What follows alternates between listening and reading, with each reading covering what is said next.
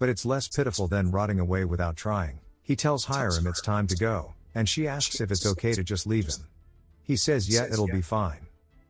Then we hear the plant screeching, and see the boss of the Theodolant wetlands named Lepra. Hiram dodges its attack, she leaps into the air above it, slicing it into pieces and earns chi sense expansion as a skill, and acquires the story of a weeder. She lands back down, and the realm begins to vanish. Then she notices all the blood and stuff begins to leave, and she says she really likes this feature from the mind realms, since only injuries remain. She then says she's noticed that Yu Yun has been deep in thought for quite a while now, and turns out he was thinking about Woon, since his book began to glow after hearing his words. He realized that people can truly change, and just need a push forward. He tells her it's nothing, and then they are teleported back outside. The collectors begin to cry since she ruined their spot. Some constellations laugh at the reactions. Yu Yun says he feels a bit bad, but they should head out now. They get back to Shurons, who asks them how it went. Hiram says nothing special, but she got many rewards and shows her. Yu Yun then asks to see her status window, and she shows him. He thinks about something and she asks what it is. He says the stats section looks vague, and it seems oversimplified. Despite her rapid growth, the stats being marked low rank is weird. She says it's weird. He tells her it's kind of a big issue, since if they are marked so vaguely it makes it hard to gauge her level. He explains how after the apocalypse there was a lot of major overhaul in the stats window. He asks her how it'd feel to work hard and grow, but your stats remain the same when you check. She says it'd probably be a little despair mode. He says exactly, and it's got to be an intentional attempt to demotivate collectors. He says he thought the apocalypse was a result of carelessness by collectors, but what if there was another reason they started slacking off? What if someone caused it all from behind the scenes? He says if it's true, and begins to laugh. Hiram asks what's up, and he tells her it's nothing. He says he can't wait to bring down whoever is hoping for the downfall of Earth. It jumps to another day, and Shuryun comes back into the office. Hiram asks where she went, and she says to meet with the magazine publishers, and that she'll probably do an interview soon. Hiram is surprised, and Shuryun says she'll be getting more exposure from now on. Yu Yun says that collectors are like celebrities, so don't stress, and an interview will be great. She says she only knows how to fight. He says she'll get a lot of money for the interview, and her personality instantly flips. She says she'll do it. Suhirun changes the conversation, asking Yu Yun what he's doing. He says he's working on a new weapon. Hiram says it's just a sword from the store though. He says that's right, it's only 100 points, then tells her to look at the information. She says it says Salio Ancient Relic Longsword. He says she might not know, but Salio is famous in the mixed world, but it's an empire that was destroyed a few thousand years ago, that was known for magic engineering. And this sword is a relic from there, though nobody else knows the value, except for him. Since he's from the future. He then tells Hiram to work on her main attack skill, as she'll become a mid-level collector soon. She won't lose out to other mid-level collectors in physical stats, but she doesn't have a skill to go alongside her physique. So she needs to prepare for a mid or high-level story. Hiram says those are expensive though. He says he knows how to get them cheap, and to look for lightning steps in the low-level stories.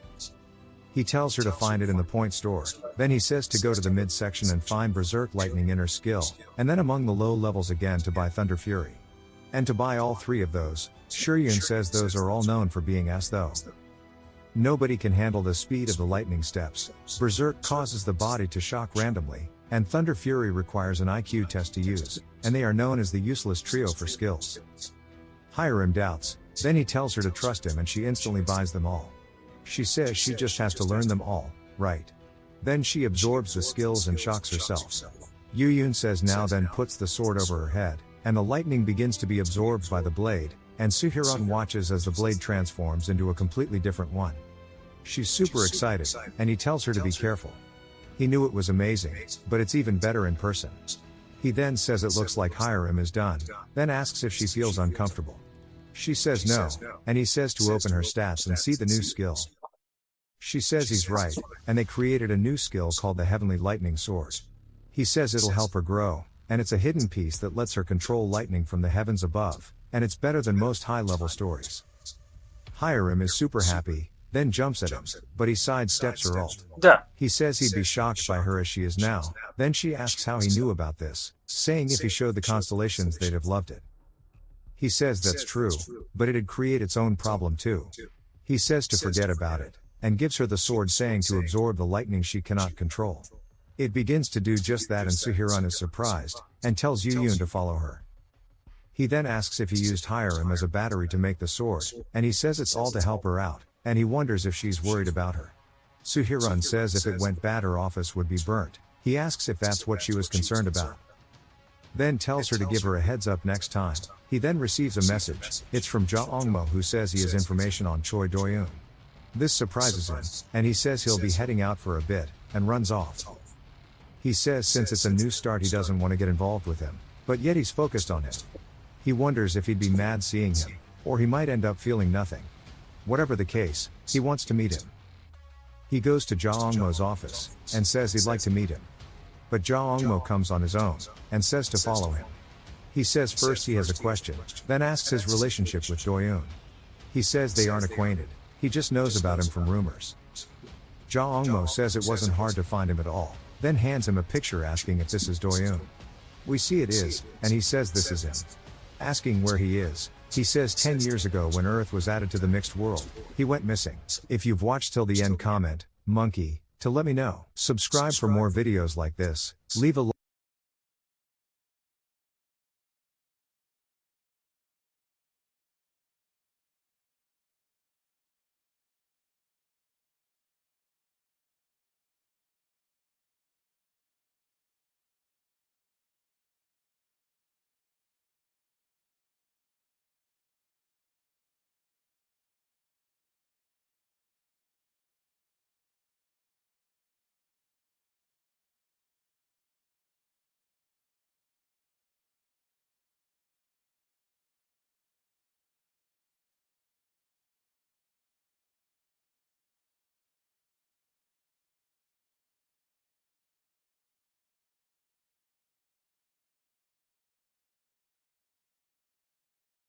Was simply a manager, with his humble demeanor.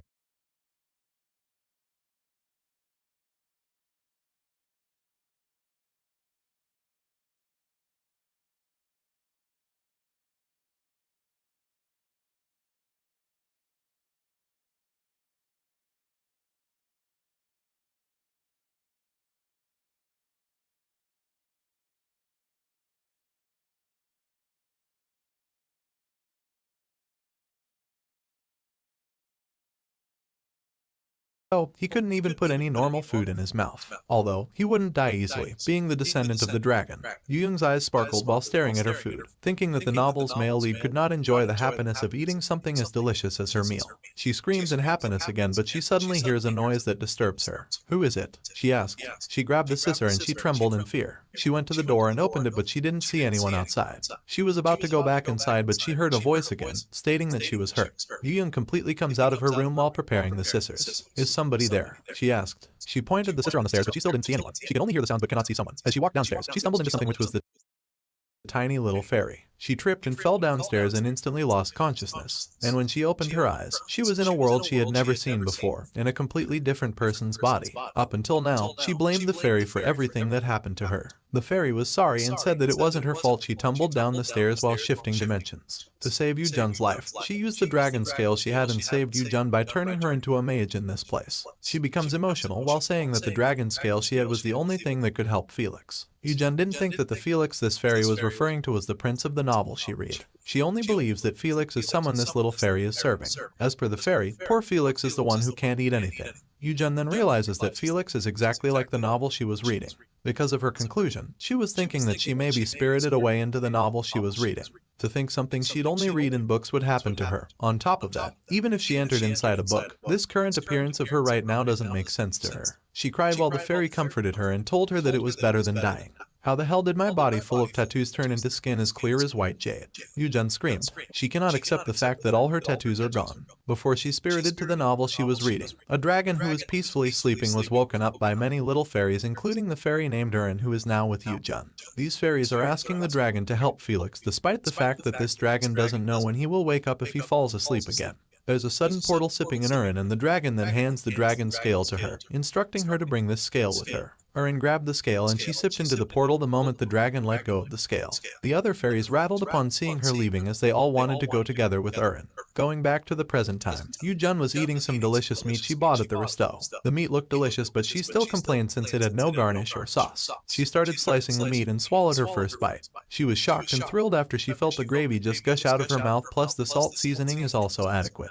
While she was happily eating, Erin beside her was sad as she remembered Felix, knowing that Felix must be starving himself. "How can you eat that steak so happily?" Erin asked. Yu-jun continued eating while thinking that Felix turned into evil later on based on the novel. She tried to recall if she was right, and she remembered that Felix's stepmother laced his food with poison to drive him out. But since Felix didn't die easily because of his poison tolerance, with the excuse of magic beast subjugation, his stepmother chased him out of the castle and became the monarch herself. But the prince, instead of dying, successfully subjugated the beast and became someone who could freely control the black dragon's magic. However, with an exhausted spirit, he chose revenge. The queen consort, the nobles that tormented him, he killed all of them, and even invaded the empire. And in that process, killed most of the empire's people. After recalling these details, Yu-jun dropped the knife and fork since she got scared, thinking that she was in danger too. Even though she was saved, she was brought to a place that would change into a bloody field. She was staring long at Erin while Erin asked her what was the matter. She then sighed and said that she needs to work hard if she wants to leave a comfortable life. After eating the steak, she complains that eating just meat makes it taste really greasy. The waiter came and asked her if the food was to her liking. She then answered yes, but she also asked if the steak in this resto normally doesn't come with garnish. But then, the waiter doesn't know what garnish is. Yu-jun then concludes that this world is in contrast to the real world where she lives, since the people in this world don't eat veggies much. Even if that's how it is, she's still feeling greasy after eating just meat. She smiled widely at the waiter and politely asked where she could find a fresh produce store around. After she got an answer, she immediately ran outside and headed to the veggies vendor. The vendor welcomed her as she entered. She then looked at the fruits and veggies that were very fresh and she wondered how it tasted. "Excuse me, how much does this fruit cost?" she asked. But the vendor got annoyed and scolded Yu-jun, which made Yu-jun startled. The vendor believes that Yu-jun doesn't have the money to pay, so she told Yu-jun to leave her store. Yu-jun became silent and recalled what the waiter said. He said that since fruits and vegetables are very hard to grow, the fresh produce stores are only used by nobles. Yu-jun doesn't like the fact that a commoner who is the vendor is looking down on other commoners. In addition, the prices of veggies in this store are really ridiculous for her. Unfortunately, the vendor pushed her away and told her to stop looking around and get out. "Just by looking at you, I can tell that you don't have money," the vendor added. Yu-jun was annoyed, but she chose to be calm and walked away. When they came out, Erin asked why she didn't buy anything. "What did you say my job was?" Yu-jun asked, and Erin answered that it was a mage. Yu-jun then asked what kind of mage she was, and Erin said that it was a plant mage. She then paused the moment she realized that there was something Yu-jun was planning to do. Yu-jun believes that Erin already had an idea about her plan using her job as a plant mage. Yu-jun went to the backyard full of confidence, but she didn't even know how to use magic. She didn't know how to start and she looked devastated, so Erin asked her if she was not going to make it. Yu-jun then decided to ask the fairy how she could do magic. Erin got annoyed seeing Yu-jun acting smug without even knowing magic. "I mean, since I'm a plant mage, I just thought it would happen on its own," Yu-jun answered. Erin sighed and pointed to the necklace Yu-jun was wearing. Yu-jun was puzzled as she wondered how she could use this necklace to start learning magic. Erin then instructed her to first imbue the accessory, which has a magic circle, and picture the magic she wants in her head. After doing it, a plant appeared and instantly grew with lots of fruits on it. Yu-jun was panting and felt dizzy, so she concluded that she might use too much magic. She was kneeling on the ground, staring at the tree she made. She was so amazed, and even Erin was impressed that Yu-jun learned easily. She said that it might be because Yu-jun took over Eternum magic as well. Yu-jun becomes silent as she recalls that this person Erin mentions is the black dragon from the novel she was reading. She gets mad at Erin for not telling her about it earlier, and Erin then reminds her that she already explained to her that she got saved using the scale of a dragon. Still, Yu-jun is annoyed since she doesn't have any idea how the dragon scale looks, and aside from that, she lives in a place without magic. "Don't think that I'll just know everything about this world like it's obvious," she added, which makes Erin guilty and apologizes to her. She cried, and seeing her like this weakened Yu-jun's heart, so she accepted the fairy's apology and instructed her to come down. Erin follows her, but she wants Erin to move a little closer to her. "Tell me about it in detail. How did I get the dragon's power?" she asked. According to Erin, after Yu-jun collapsed, she became really flustered. She rattled as she knew that Yu-jun would die at that rate. Since she didn't want it to happen, she took out Eternum's scale and threw it towards Yu-jun. But it didn't cure Yu-jun's body. Instead, her soul absorbed the scale. And that, Yu-jun's body disappeared from that world. While explaining everything, Erin was still crying. She apologizes once more, and Yu-jun tickles her cheeks while saying that they cannot undo what is done. She sighed because she didn't know what to do anymore. When she lifted up her head, she saw the fresh fruits she made using her magic. Her happiness comes back as she realizes that she can now use magic after all. Let's use it as best as I can and get rich, she screamed loudly. Yujun then went back to the village and called someone who passed through her. The man she called was looking around to see who was the one calling him. Were you the one that called me? He asked upon seeing Yujun staring at him. Yujun answered yes and asked if he was a water mage. The man confirmed it, but he wondered why Yujun called him. Mage Nim, are you not in need of any fruits or vegetables? Yujun asked. The water mage was silent for a second, then asked Yujun to show it to him first. Yujun then got some from her subspace bag, which was imbued with magic and could store various items. She decided to give a sample fruit to the water mage and let him decide if he would like to buy some. She has an orange and instructed the water mage that after cutting off the top part, score it with the knife, and peel it along the cuts, then they can get the fruit with a refreshing taste. She then gave it to the water mage, and the man was speechless since he had never seen this kind of fruit before. Because of it, he was hesitant to taste it. No, I said, go ahead and try it, Yujun said. The man then decided to trust Yujun, and a little later, the man decided to buy all the orange fruits of Yujun. Yujun was about to take all the oranges, but the water mage noticed that her hand got soaked. He held Yujun's hand, but Yujun immediately pulled it away and said that it was right. The water mage then cast water magic and used it to clean Yujun's hand. He smiles at Yujun while doing it, while Yujun is amazed to see someone else's magic. The young man then asked her name and also introduced himself as Hubert. Yujun was still impressed with the magic, and he answered Hubert, but before she could completely tell her name, she flinched as she concluded that telling other people her real name might reveal that she was a person from another world, so she decided to pick a name in this world and use it temporarily. It's Sylvia Arbor, she said. Hubert then utters the name she used and bids goodbye, hoping that they'll both see each other next time. Hubert then leaves Yujun and goes somewhere else. Someone then ran towards him, and he immediately asked the man about the prince's whereabouts. The man then gave the directions where Hubert could find the prince, but he also warned Hubert that approaching the prince is a bit difficult now. Hubert saw the prince leaning on the tree. Hubert then informed the prince that he had returned, but Prince Felix didn't respond. There was also a fairy standing at the shoulder of Felix, whispering to him that Hubert had returned. Felix then woke up and saw Hubert handing him the fruits that Hubert bought from Yujun. I came across a new fruit merchant in the village and bought a fee. They taste really good, Hubert said. Felix was staring at the fruits and asked Hubert if he mentioned a fruit merchant. Since growing fruits in this world is difficult, he believes that not everyone is able to sell it. Hubert agreed with him and forced him to believe what he said, that the fruits he had just bought were really delicious. Hubert asked Felix to try it. He doesn't know if it's a good idea to eat food from unknown origins since Felix has a trauma related to food poisoning. His stepmother always gave him poisoned food, and he doesn't have a choice but to eat it since his aunt is guarding him and making sure that he always swallows the food. He ingested the food for a long time, so he almost lost his sense of taste and smell, almost being unable to taste. He could only barely eat the fresh produce, which provided him with a refreshing sensation. At this moment, Hubert wanted Felix to eat, so he begged Felix to try the fruit even just a bit. Felix was silent for a second and then extended his hand to accept the fruit from Hubert. Hubert was thrilled knowing that Felix would like to eat the fruit. He then got first the banana and explained to Felix that this fruit doesn't need to be washed, instead peeling the skin and then eating it. Felix had staring at this banana for too long since this fruit wasn't in their world, so this was the first time he saw it. The fairy can even smell the fruit's aroma, so she told Felix to try it and check its taste. The other fairies were amazed with the banana, and Felix then opened his mouth and swallowed it.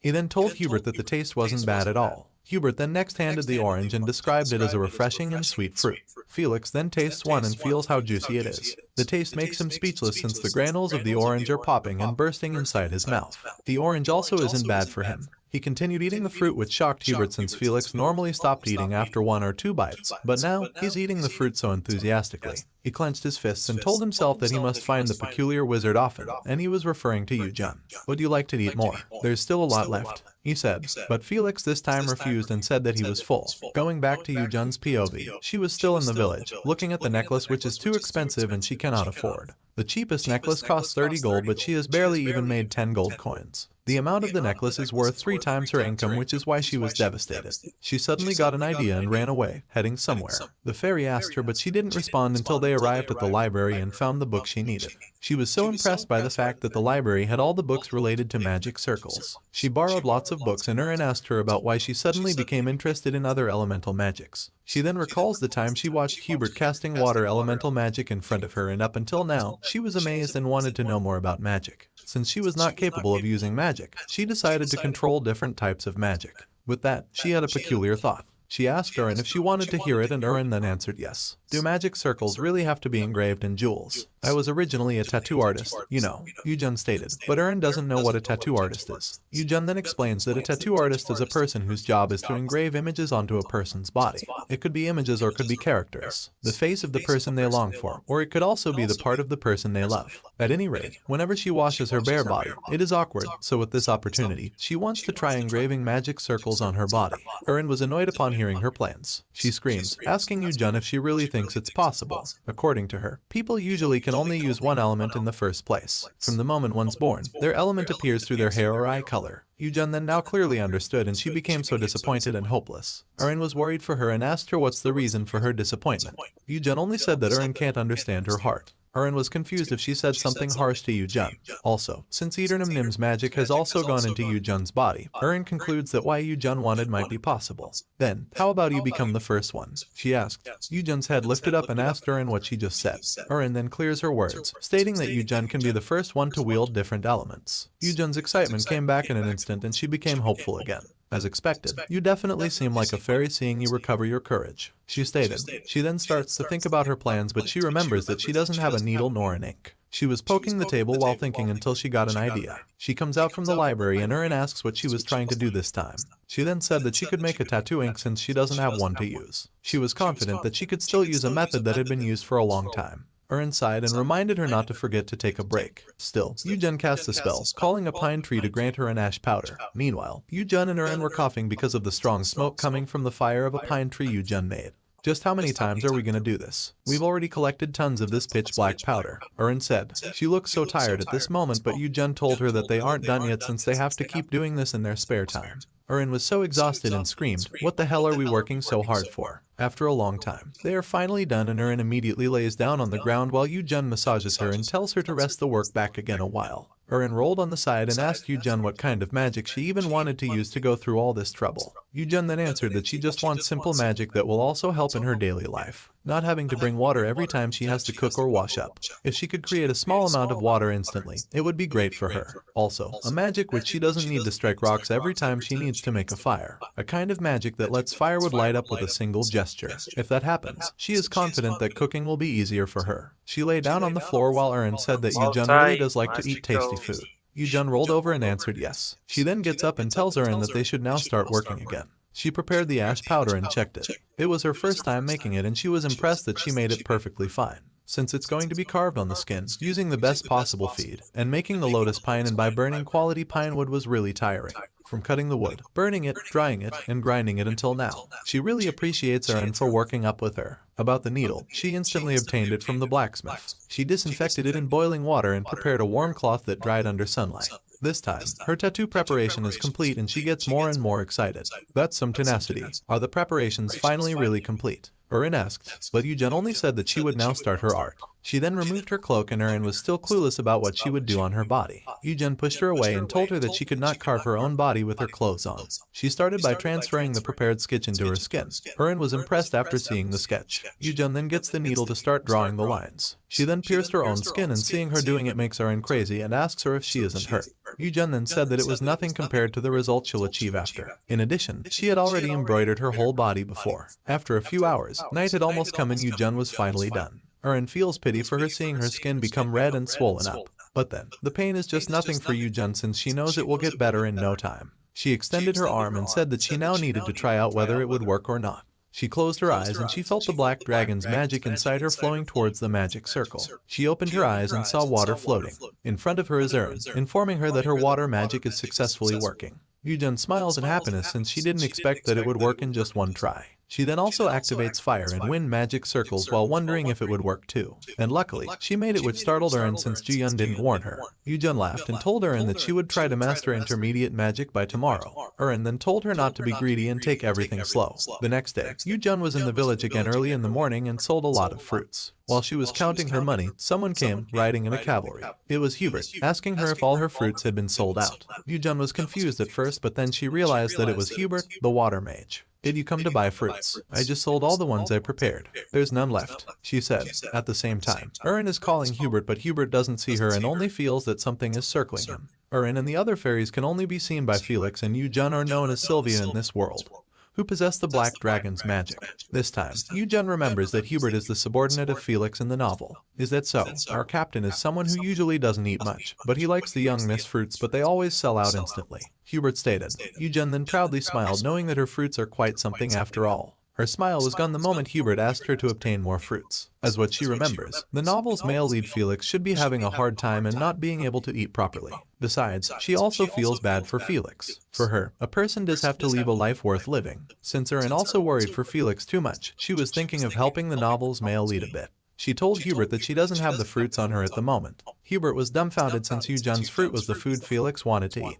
Yu-jin then said that she still had some materials left at his house and she offered Hubert to accompany her to her home. Hubert agreed and they immediately went to the house of Yu-jin and Erin. As they entered, Hubert looked around to observe the house of Yu-jin. He was so silent while waiting for the lady, and Yu-jin then went back to him with fruits on a plate and pear juice. It was the first time Hubert saw this prepped food, so he asked Yu-jin about it. Yu-jin then told him that it was an assorted dried fruit and a pear juice, which is a good snack that will surely quench his thirst. Hubert was so amazed with its uniqueness, and even Erin had the same reaction as him. Yu-jin then went back to the kitchen, telling Hubert to enjoy the food while waiting for her. Bon appetit, Hubert uttered and swallowed one fruit. Yu-jin, on the other hand, prepared herself, and she was so happy with what she was doing. She then washed all the veggies and used her wind spell to slice the veggies into wide and thin pieces. She sprinkles some salt and pepper and pours some of her homemade olive oil into the pan and sautés the vegetables with minced garlic and onions. Now, for the mashed tomatoes, she made it as her tomato sauce. She then poured the sauce over the vegetables, grated some cheese on top, then baked it. After 25 minutes, her ratatouille is finally done. He then gets a little to taste it, and she is so satisfied to have magic in her cooking as it makes her easier and faster. After tasting her own recipe, she was so thrilled as it was so tasty. She then beat a huge big egg and mixed it with the chopped vegetables, then cooked it carefully until it became a rolled egg. She also has perfectly cooked steak. She simply put salt and pepper to her vegetable salad with a slight drizzle of olive oil and lemon slices. She puts everything in a lunchbox and pairs it with fruit juices. She made it all for the servants of Felix. Now for Felix, she went to her backyard, wondering what food she would cook. Hubert doesn't know what Yu-jin is doing. He was just enjoying the fruits and he couldn't believe it tasted very delicious. Yu-jin then came back and apologized to him for taking so long. Hubert then swallowed everything inside his mouth and told Yu-jin that everything was fine. Meanwhile, Hubert was speechless after seeing lots of lunch boxes and a bottle of juice given by Yu-jin. He asked Yu-jin about it, and Yu-jin said that she personally prepared everything for Hubert as a bribe to make sure he'll come back again.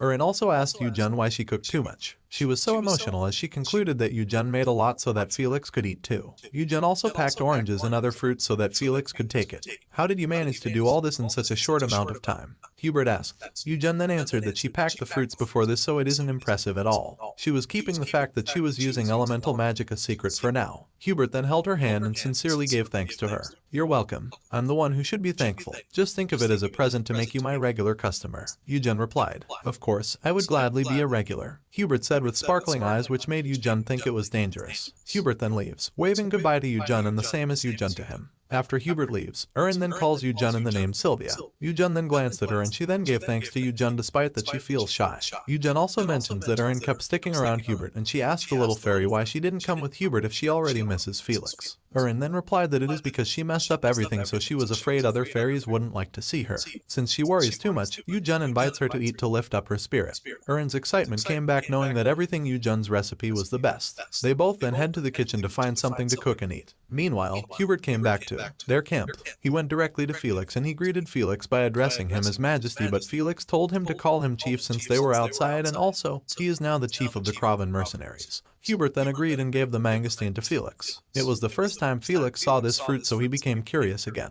He wondered what it tasted like, so he didn't waste a lot of time and immediately tasted it. The fairies were also curious and they all wanted to taste it, so Felix let them all dig in. The fairies were so excited and were enjoying its taste. While Felix is looking at them, he remembers Erin, who is always worried for him, and makes way for him to eat something.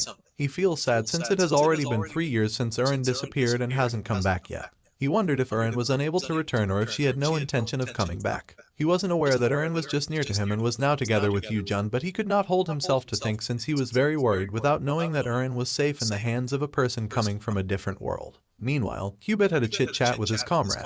They talked about Felix's evil stepmother, who is now the crown queen for half a year. Hubert was mad and said that those nobles only looked for their own profit and had almost forgotten who the genuine successor to the throne was. His comrade then said that there was nothing they could do since Felix was regarded as missing.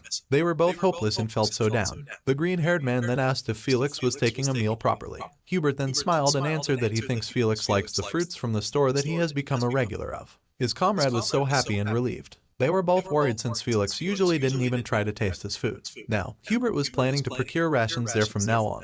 He wants him and his comrade to reorganize their course for the magic beast subjugation. Going back to Yu Jun, she was busy preparing the meal, and while cooking using her magic, she realized that she had never seen sugar in this world and wasn't even selling it in the market, so she wondered if sugar doesn't really exist in this dimension. She told Erin that she was referring to a sweet powder. Erin then said that they have it in this world. She explains that she saw sugar being added to some tea when she was in the royal palace. Yu Jun then asked why sugar hasn't sold in the market. Erin stated that sugar can be found in the noble street, but she was afraid to go back to the awful place again. She believes that sugar is probably hard to get and that she concludes Yu Jun now knows the kind of food that only the nobles can eat. Yu Jun was annoyed with it, and she really believes that getting sugar in the market is very difficult, so she was thinking of how she can make one. She knew that sugar could be made using sugar cane and sugar beet, but she was still thinking about what other raw materials could be made into sugar. She saw it on TV a long time ago, so she doesn't remember it well. She suddenly smiled and Erin got nervous and asked her what she was plotting this time. Yu Jun then comes out of her house while saying that she will make the sugar herself if she cannot get it in the market, since she believes there is no harm in trying out. She used her magic and summoned lots of sugar cane. She was so impressed that she was able to make lots of sugar cane using the magic she had. Erin touched the sugar cane and asked what plant it was. Yu Jun then explains that this plant is called sugar cane, a type of grass that has a sweet taste. Erin was hesitant to believe it since she never heard that there was sweet grass. Yu Jun then said that she wasn't lying. She then started to cut the sugar cane and told Erin that she would find it out soon after she tasted it. While in the process, Erin was just sitting above Yu Jun's head, and she now becomes impressed by how Yu Jun handled magic better. Yu Jun enters the sugar cane to her house and she feels that her magic power has increased, and she concludes that it might be because she used it a lot. She then asked Erin if winter would have an effect on plant magic once it came. As per Erin, if it's opposing elements, then they'll be affected. She gave an example, which is fire and water. Since it is her first time seeing a plant mage, she doesn't know much at all. Yu Jun then gave thanks to her for answering her questions. At this moment, she noticed that the weather started to become chilly these days. She then immediately headed inside to make sugar. After a few minutes, she tasted some juice of sugarcane. Erin was very curious and she was too excited while grabbing the bowl from Yu Jun to also taste it. She widely opened her mouth and drank it all. She was so amazed at its sweet taste, and she was confused about how a tasteless plant had a sweet taste. Yu Jun then put the pot on the fire to try boiling the sugarcane juice. She got it away from the fire the moment it boiled and checked its consistency. She then tasted it, and seeing her reaction made Erin become more excited and grabbed her hair, asking her to let her also taste it. Yu Jun becomes serious while saying that it becomes sweeter than before. She then let Erin taste it, and Erin commented that it is now soft and is sweeter than before. She even asked for more. For Yu Jun, that taste of it isn't the taste of sugar. She decided to leave it for a while to let it cool. She grabbed her bag and headed to the market to buy some groceries. Then, shall we head out? She asked. As she opened the door, a man appeared. The man widely opened the door, which made Yu Jun startled and stared at the man in confusion. The man stood in front of Yu Jun with a smile on his face. "Long time no see, Karina," the man said. Yu Jun was staring at the man, wondering who he was. She also noticed that Erin also didn't know this man either. She looks at the man's eyes and realizes that this man isn't a mage, so she doesn't think of this man as an important character in the novel. The man held his hand and continuously called her with the name Karina. Yu Jun was nervous, thinking that this man might know the original owner of this body she possessed. Back then, she asked Erin about where the original owner of this body went. Erin was shocked and said that it took Yu Jun so long to ask about it. Yu Jun then told her that she suddenly had woken up in this world, so she was too taken aback to even think about it. As per Erin, Yu Jun moved into Sylvia's body through Eternum Nim's magic. When she found Sylvia's body, Sylvia already had no soul, which is why Yu Jun's soul could go in without any problems. Yu Jun still wondered where the original body went, and she concluded that the real Sylvia might already died. Erin then agreed and added that right after Sylvia's soul left, Yu Jun's soul went at Sylvia's body. Yu Jun only found herself in this place with lots of pine tree, and after knowing everything from Erin, she started to wonder why the owner of her current body died in such a place. At this moment, the man still calls Yu Jun since Yu Jun didn't answer. Yu Jun then gets back to her senses and she stares back at the man. "If I call your name, you're supposed to answer." "Karina," the man uttered. With his behavior, Yu Jun becomes annoyed and sees him as an arrogant man. She pushed away the man's hand and asked him about who he was and if he knew her. "This is my house. What business do you have with me?" she added. The man became mad and asked her what she was talking about. He squeezes Yu-jun's shoulder and believes that Yu-jun is angry over such a thing. He said that he already informed the lady that she might have to risk her life, and he definitely told her, but she said it was fine. The man also mentions a down payment he received, which isn't much. Yu-jun was confused, and the man still continuously explained, while Yu-jun believed that the man's statement might have something to do with this owner's body's death. The man turned around as he decided to leave. While walking away, he said that he didn't know Karina was alive because she hadn't contacted him, and he only came because he was just worried about the lady. Yu-jun this time stopped him from leaving. The man evilly smiles and expects the lady to ask him to come back. He assumes that Yu-jun cannot reject him, and now his intention is to use him again to get some money. Not only did he lose the down payment he received from enlisting Sylvia and the mercenaries for the magic beast subjugation, he even got into debt. He wanted to pay off his debts, and although it was a bit shabby, he guessed he'd spend the winter at the house of Yu-jun. He assumed too much, but he was puzzled when Yu-jun asked him what relationship they had. He turned around and thought that Yu-jun was just joking around, and he said that the lady was following him back then and liked him so much. He didn't know that Yu-jun was only getting a bit anxious, thinking that he might be her family. "Did you hurt your head somewhere? How can you do this to me?" the man said, seeing as how he keeps changing the subject instead of answering. Yu-jun believes that there's nothing much between them. She then went back inside and said that she was just wasting her time with this man. "After all I did, going out with an orphan like you," the man screamed in anger. Yu-jun stopped, and the man told her that instead of paying him out with gratitude, she insulted him. "You've seriously got a loose screw, huh?" Yu-jun said. There's a limit of absurdity for her. She didn't think she'd hear such a thing here too. What nobody says when he can't say anything back. She knows these kinds of people very well. "I did ponder on why I leave in such a ridiculous place. It turns out there was a parasite, a vicious brat abusing affection to away people around," she stated. The man feels insulted and calls her a bitch. Yu-jun activated her magic power to summon a sugar cane to use as her weapon. "Resorting to violence against a woman, you beggar bastard. A little beating will set you," Yu-jun uttered. And she was about to attack the man, but the man was strangled with water, which surprised Yu-jun since she didn't use water element. The man was suffering, and then Hubert and his comrade then appeared. It turned out that it was Hubert who helped Yu-jun. "Are you all right, Sylvia?" he asked with a worried face. He stares at the man and drowns him in his water magic. "How dare you try to lay a hand on Sylvia? I'll let you know the meaning of despair," he said. The man was struggling in the water, which made Yu-jun worried, knowing that this may cause death in front of her home. Hubert controls his magic, lifting up the man while Yu-jun is asking him to stop since they were in front of her house. She told Hubert that she didn't want to see a person dying in front of her house. Hubert didn't respond, but he let go of the man. The man fell on the ground and told Hubert that it is a crime to use magic on a person. Hubert's comrade suddenly kicked the man and said that they have to finish off the scumbags. But then, Yu-jun told him not to do it. "Do you know how much I cherish you? But now you're treating me like this just because you met another man," the man said. Yu-jun then hit the man's face using the sugar cane she was holding. Yu-jun fakely laughed, then hit the man again numerous times for accusing her.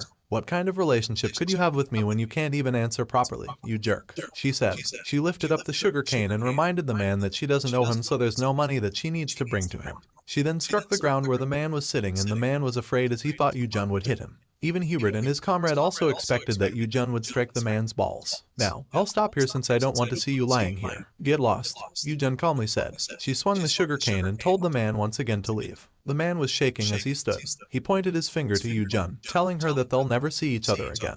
He was about to scare Yu-jun that he'll kill her once he sees her, but Yu-jun wasn't scared and almost hit him. The man then ran, screaming in fear, asking someone to save him.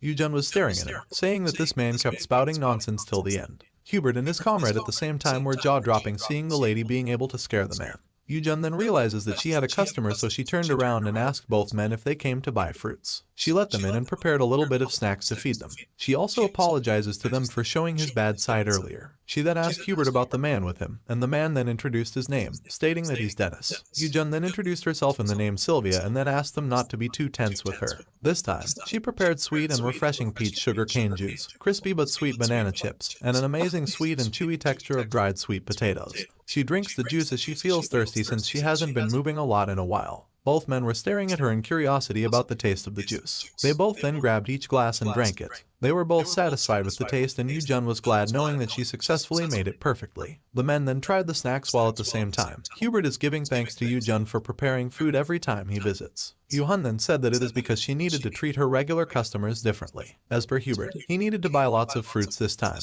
But as per Yu-jun, she cannot assure it this time since she needed to prepare it, and also her house is currently messy. Hubert then replied that it is fine as he personally came to Yu-jun to place an order. At this moment, Yu-jun feels sorry for Hubert knowing that Hubert visited in time and was able to help her. She was thinking of making it and just delivering it to the place of Hubert right after. She asked if Dennis is a mercenary and if where they are staying. As per Dennis, they were usually sleeping outside the castle walls. Yujun was shocked knowing that outside is very dangerous and cold. According to Dennis, they wanted to rent an inn and stay in rooms as well, but the inns in the village are all occupied by other mercenaries. In addition, sleeping in the street isn't that bad for him since he still feels comfortable. The wind is quite chilly these days and it gets really cold when the sun sets. Thinking of it makes Erin worried for Felix, and also Yujun wonders if Dennis and Hubert are really fine with it. Since she felt pity for her, she ended up letting both men lend the space of the second floor in her house. Both men were surprised and Hubert asked if she's really serious. Yujun said that she doesn't have a nice house. While talking, Hubert was staring at her and became emotional thinking about who Sylvia is for always helping him. Then, is it okay if we stay here? He asked, and Yujun answered, of course. Meanwhile, Hubert and Dennis immediately went to fetch Felix. They were waiting for Felix to come out and they were both surprised that Felix agreed that they would leave at the house of Yujun temporarily. They were so excited by the fact that they would have a warm room and food for this winter, and that is because of Yujun. Felix came out and rode to his horse. They all then leave together, heading to the house of Yujun. At the same time in the house of Yujun, Yujun is trying to catch Erin using the sugarcane. She asked why Erin wanted to hide, and Erin then said that it is because Yujun suddenly called Felix and the two men out of the blue. As per Yujun, she knows that Erin really misses Felix. Erin didn't deny it, but she wasn't ready at all. Yujun then told her that she also wasn't ready to meet Felix and the other fairies. She activates her flame element and uses its smoke to catch Erin. She pulls her into her while Erin is ordering her to let go. Yujun didn't listen to her. She sighed and said that she didn't want to use magic against Erin. Now, she wondered why Erin didn't want to meet Felix and the other fairies. Erin felt sad and answered that she wanted to meet them again. The thing is that she believes Felix and the other fairies would go wild when they see her, since she was supposed to bring something else other than Yujun, but she failed. Yujun asked what she was supposed to bring, but she wasn't also sure since she didn't clearly hear what Yujun said. She was afraid Felix would interrogate her and the other fairies would surely ask for that thing she needed to bring. She also concludes that she'll be criticized once they find out the truth and would probably be mad, thinking that she can't even carry out her task properly. What's more is that Felix might see her as pathetic and would choose not to listen to her and avoid her. She suddenly flees away from Yujun and leaves the house. Yujun was confused, but she got startled the moment she heard someone knocking on the door. She then runs on the door, and before opening it, she sighed as she also felt nervous knowing that the male lead of the story she was reading was beyond the door she was holding. While slowly opening it, she was wondering if the prince is a man with a fierce gaze or someone cold. She completely saw the prince, a handsome and tall young man with an emotionless face. Seeing his face makes Yujun blush, and she wonders if this man is the star fairy of the night sky according to the fairies. She was so speechless while staring at the star-like sparkling in the eyes of Felix, and now she confirmed that Felix is indeed a handsome man. Felix was so confused looking at her. Hubert then fakely coughed, which startled Yujun. Yujun then got back to her senses and welcomed everyone, asking them to come inside her house. Everyone then entered while Yujun said that her house is a little messy right now. She then greeted both Hubert and Dennis. Hubert then told Yujun that Felix is the head of their mercenary group. He also introduced Yujun to Felix as well. Nice to meet you. I am Sylvia Arbor, a plant mage. Yujun said, thank you for providing us accommodations. We'll be in your care. Dennis said. He held Yujun's hand and gave thanks to her once again. He keeps on saying that Yujun is their savior. At this moment, the fairies come out with happiness and they all feel refreshed with the home of Yujun. The green fairy even said that it's been a while since they have been somewhere with no dirty evil spirits. They were also glad to see fresh and beautiful plants inside. Yujun was staring at them and believes that these fairies are the ones Erin mentioned.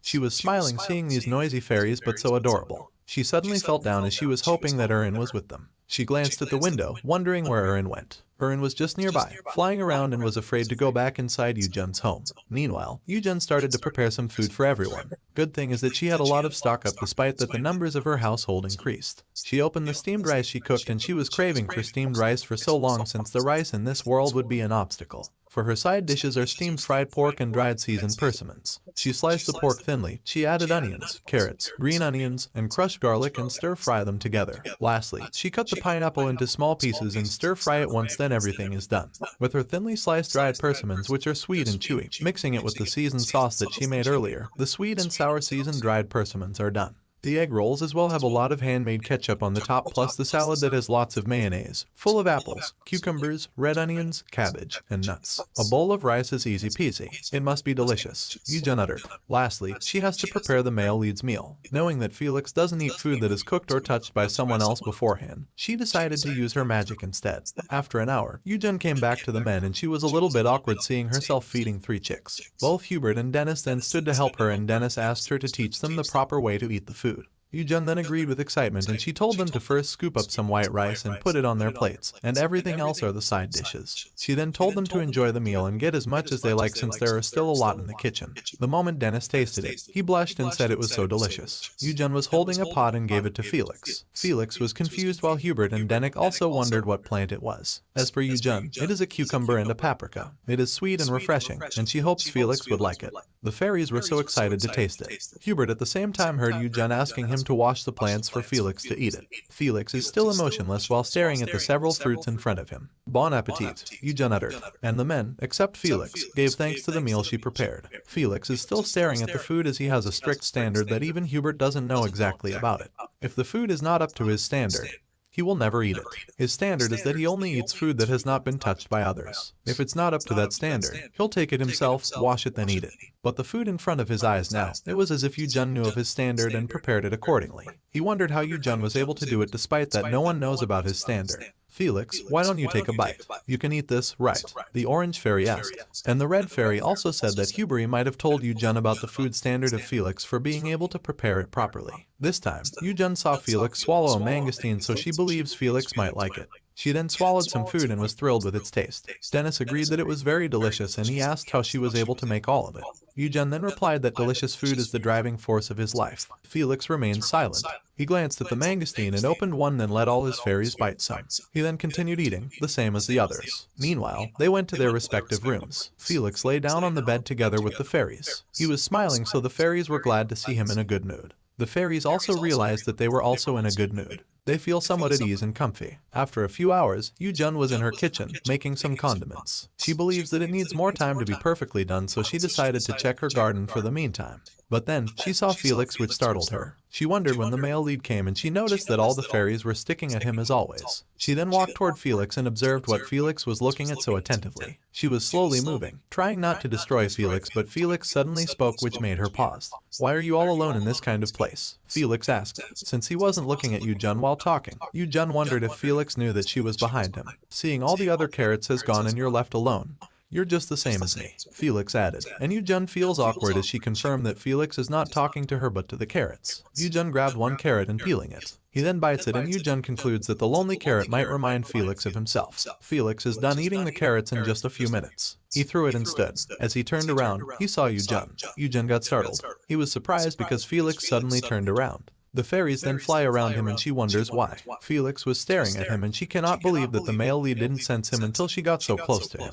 "What are you doing?" Felix asked, and Yu-jun didn't know how to answer. The fairy on her shoulder suddenly said that she likes Yu-jun. Yu-jun feels thrilled, but the red fairy was staring at her with annoyance. This fairy flies toward her, and she feels nervous since it's hard for her to pretend that she didn't see these small creatures. The red fairy is in front of her face while Yu-jun still pretends and just stares at Felix's eyes. Felix at this moment cannot believe her staring directly at his eyes, that even his subordinates avoided his gaze sometimes. At this moment, the three fairies smelled something familiar from Yu-jun. "Why aren't you answering me? What were you trying to do behind my back?" Felix asked. Yu-jun really doesn't know how to answer, knowing that it was her garden in the first place, so it's normal that she was here. "Then, what were you doing in my garden?" she asked, and Felix was shocked hearing the lady talk to him informally. Yu-jun believes that Felix is now suddenly doubting her. They stare at each other's eyes. Felix called Yu-jun impudent, and Felix said the same as him. Hubert suddenly comes out, but he was shocked seeing both Felix and Yu-jun in a scary aura against each other. Hubert was speechless while thinking. Then he becomes thrilled as he concludes that Felix is now finally showing an interest in the opposite gender. He leans at the door, thinking that it is now the best time for Prince Felix to fall in love, but he was emotional that this love can't come true, knowing that Felix is now disguised as a mercenary, but will surely be someone who will be the king of a country. Both were still staring at each other, and they don't have any plans to make eye contact unless one of them will go first. At the same time, since Yu-jun is a commoner, Hubert doesn't want her to be the prince lover as it will be complicated. He then approached them, telling them that it's cold outside, so they must get inside to avoid sickness. Yu-jun smirked, thinking that he won against Felix because of Hubert. Felix, on the other hand, was annoyed as he was about to accept his defeat. "It'd be better for you to come inside as well as Miss Mage. I smell something burning," Hubert said. Yu-jun then immediately headed inside, and both men heard her scream coming from the kitchen. Since it was Yu-jun who first entered the house, Felix smiled, thinking that he won. At this time, Yu-jun was sad seeing his recipe being charred. She was clenching her fists and vows that Felix would pay for what happened. After a while, dinner is done. Yu-jun served some juice and Hubert then gave thanks to her. Before they could drink it, she told Felix that it would also be nice if he would also drink some fresh juice. She got one of the bitter gourd and slammed it on the table to make fresh juice from it. She then gave it to Felix and widely smiled, saying that she made it in front of the captain since he's a very doubtful person. Felix didn't respond. Yu-jun turned around with crossed arms and feeling the pressure between the two made Hubert conclude that the two had a lover's quarrel. "I wish the best for all of us who will be living together from now on," Hubert said while raising his cup of juice. The three then drink together, and at the same time, Yu-jun was staring at them knowing that everything in their juice aside to her is bitter melon. Hubert and Dennis feel disgusted with the taste. Felix was also disappointed since it is so bitter to the point that he almost lost his taste buds from barely tasting it. Yu-jun believes that Felix tasted the bitterness. She then drank her juice and was thrilled with the taste. The red fairy was checking her glass and immediately reported to Felix that Yu-jun was the only one drinking something else. Yu-jun continued drinking her juice and said that it was so refreshing. Dennis then asked about what juice it is and she answered that they must drink all of it as it was healthy for their body. After several days, Yu-jun prepares food early in the morning since the three men need to leave early. While cooking, she remembers Erin. She said that Erin is very stubborn and she concludes that Fairy would surely stop by every once in a while. But then, she cannot hold herself but to be worried since it's almost a week since Erin left. Yu-jun gets rid of the leftover fruits and vegetables in her garden hoping that Erin would come secretly to eat. As she was looking at her garden, she didn't see anything and she wondered if Felix ate everything. She heard a loud noise from the second floor. Still, she was worrying for Erin thinking that after everyone leaves, Erin would only eat meat and stiff bread that she hunted like before. Meanwhile, she asked the men about what they wanted for dinner. Dennis then happily answered that he wanted soup. Yu-jun was staring at Felix as she was worried since this man only eats fruits and vegetables, which is not enough vitamins for his body. Felix avoided to stare at her and she thinks that Felix is acting like Erin. Felix stood while Yu-jun couldn't believe that the novel's male lead had a childish behavior. She then admitted herself that she's also acted a bit like a child. She then smiled a little the moment she heard Felix answered that he wants chili for dinner. When the dinner came, Felix's face was so red because of the spiciness of the chili. He grabbed Hubert's water and drank it in an instant. Yu-jun was smiling evilly knowing that Felix must feel like dying since she prepared a red habanero chili. Felix then carried his sword and wanted to attack Yu-jun while the two men were trying to stop him. They then sat down on the table to have a peaceful talk. "You rascal, you took out your sword. I fed you your favorite fruits for several days just for you to take out that sword," Yu-jun asked. Felix, with crossed arms, stares at the fruits in front of him. He bit some peaches and said that fruits indeed always taste good. At this moment, he wasn't aware that Yu-jun realizes that he also has a cute side too. When Felix leaves, Yu-jun feels nervous thinking that hate is a form of affection. The next day, Felix went inside from the garden. He then heard Yu-jun called his name and asked him what he wanted to eat. Felix was raising his eyebrows and Yu-jun concludes that it might be because of his pride as a royal and doesn't want someone to talk to him informally. "The citrus fruit I ate last time. That was delicious," Felix answered, which thrilled Yu-jun as he was glad that Felix would always answer her. She then heads to the kitchen and uses her magic to summon the fruit. After giving it to Felix, the fairies were also excited to eat. Felix gave them some of it and they all enjoyed it. Yu-jun was staring at Felix while eating and she felt the beat of her heart. After Felix ate, he acknowledged the food Yu-jun prepared for him. Yu-jun then informs him that she already put some in the subspace bag she got from Hubert. Felix will be leaving soon. She was so silent for a moment as she planned to pluck up her courage to say what he wanted to say to the man. "You know, I detest people who play around with food. I don't know why you're only eating fruits and vegetables, but it's okay to give what I give you. You need to eat meat, rice, and bread. Only then would you be healthy," Yu-jun said while handing over the orange to Felix. Felix was staring at the fruit and accepted it. "When we meet next time, I wish you would enjoy the food I'll make then," Yu-jun added. The two felt awkward and were silent.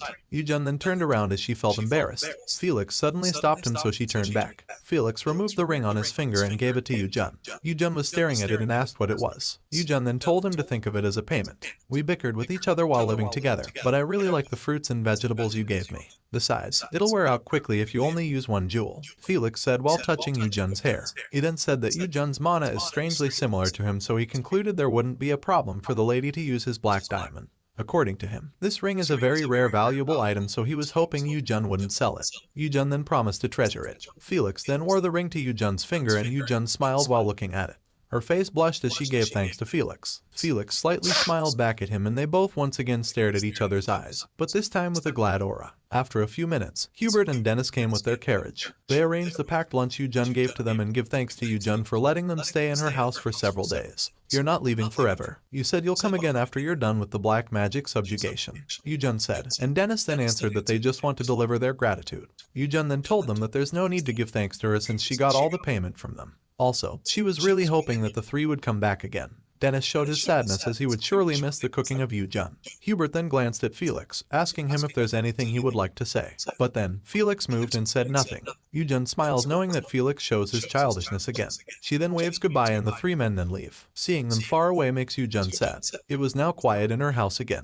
She knows that she was busy with cooking and preparing ingredients, but she's free now. Still, she suddenly feels down. She was about to head inside, and someone bumped behind her. She immediately grabbed it and realized that it was Erin. She was surprised to see Erin again. She let her sit on her hands and asked her where she had been.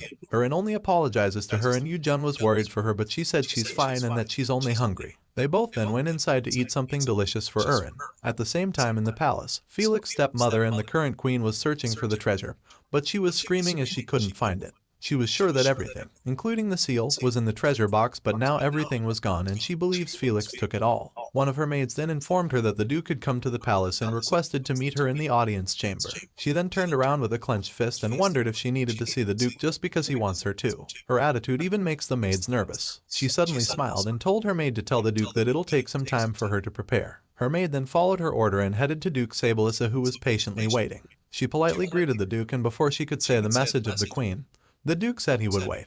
The maid then guided Sabalissa to the drawing room. He was looking at the surroundings and found no one. That person is alive, he suddenly uttered, and the maid suddenly trembled. But she didn't respond at all, instead bid goodbye to Sabalissa. Sabalissa was staring at the portrait in front of him and uttered, "I'm sorry, brother. Please forgive me for not keeping your will." He also stares at the child in the frame that looks like Felix, which is his nephew. He vows to protect his nephew at all costs. At this moment, Yu-jun went to the library and got some magic books to learn more. She believes that if it's conjured by her thoughts, she doesn't really have to buy magic. She wanted to experiment quickly, so she borrowed lots of books and went back to her house. She imprinted the subspace magic tattoo on her skin and it felt painful this time, but she was still able to make it perfectly. She was staring at this new tattoo of her on the mirror and she was glad with the outcome. After she was done, she tied her hair as she planned to start the experiment. She unintentionally stares at the ring, believing that this treasure is resonating with the magic circle on her body. She then held the box that had a jewel, and she was thinking that a jewel without a magic circle drawn can't use magic. After a few minutes, she was very happy as she successfully imbued subspace magic on the bag with the magic circle drawn on her body. Even if she doesn't draw magic circles of each jewel, she believes that she can still use magic with just one jewel. "Now, then shall we start my first lunchbox business?" she uttered while carrying the box and was ready to leave. While heading their way, Yu-jun asked Erin if she knew why she could use magic so easily and if all mages were the same as her. Erin answered no and said that it was probably because Yu-jun had Eternum's magic inside her. She thinks that Eternum's scales that she used to save Yu-jun affected the lady. Yu-jun shows the ring that Felix gave to her and states that this black magic dragon ring was given by Felix. Yu-jun this time apologizes to Erin for being so childish for no reason and promises to treat the lady better starting from now on. Meanwhile, they arrived at the castle's second gate. As they walk near the gate, Yu-jun notices a lot of mercenaries around. She then prepares her lunchbox and calls some mercenaries, offering them the food she made at a low price. "A lunchbox? Are this food you bring along for magical beast subjugations?" the man asked. They observed the food that Yu-jun prepared and realized that it was the first time they had seen this kind of food. "You can't manage your meals while fighting. Please do buy one of these on-the-go lunch boxes," Yu-jun said. She has sandwiches, rice balls, and sweet potato wedges. Based on the looks of Yu-jun, both mercenaries could say that she's a mage, but they wondered why she's outside selling lunch boxes. Yu-jun then informs them that she's a plant mage, so she can't go on any subjugation quest. In addition, she also likes cooking. While they were talking, Erin above Yu-jun's head didn't understand them. Yu-jun at the same time gets some glazed sweet potato and lets the two mercenaries taste it.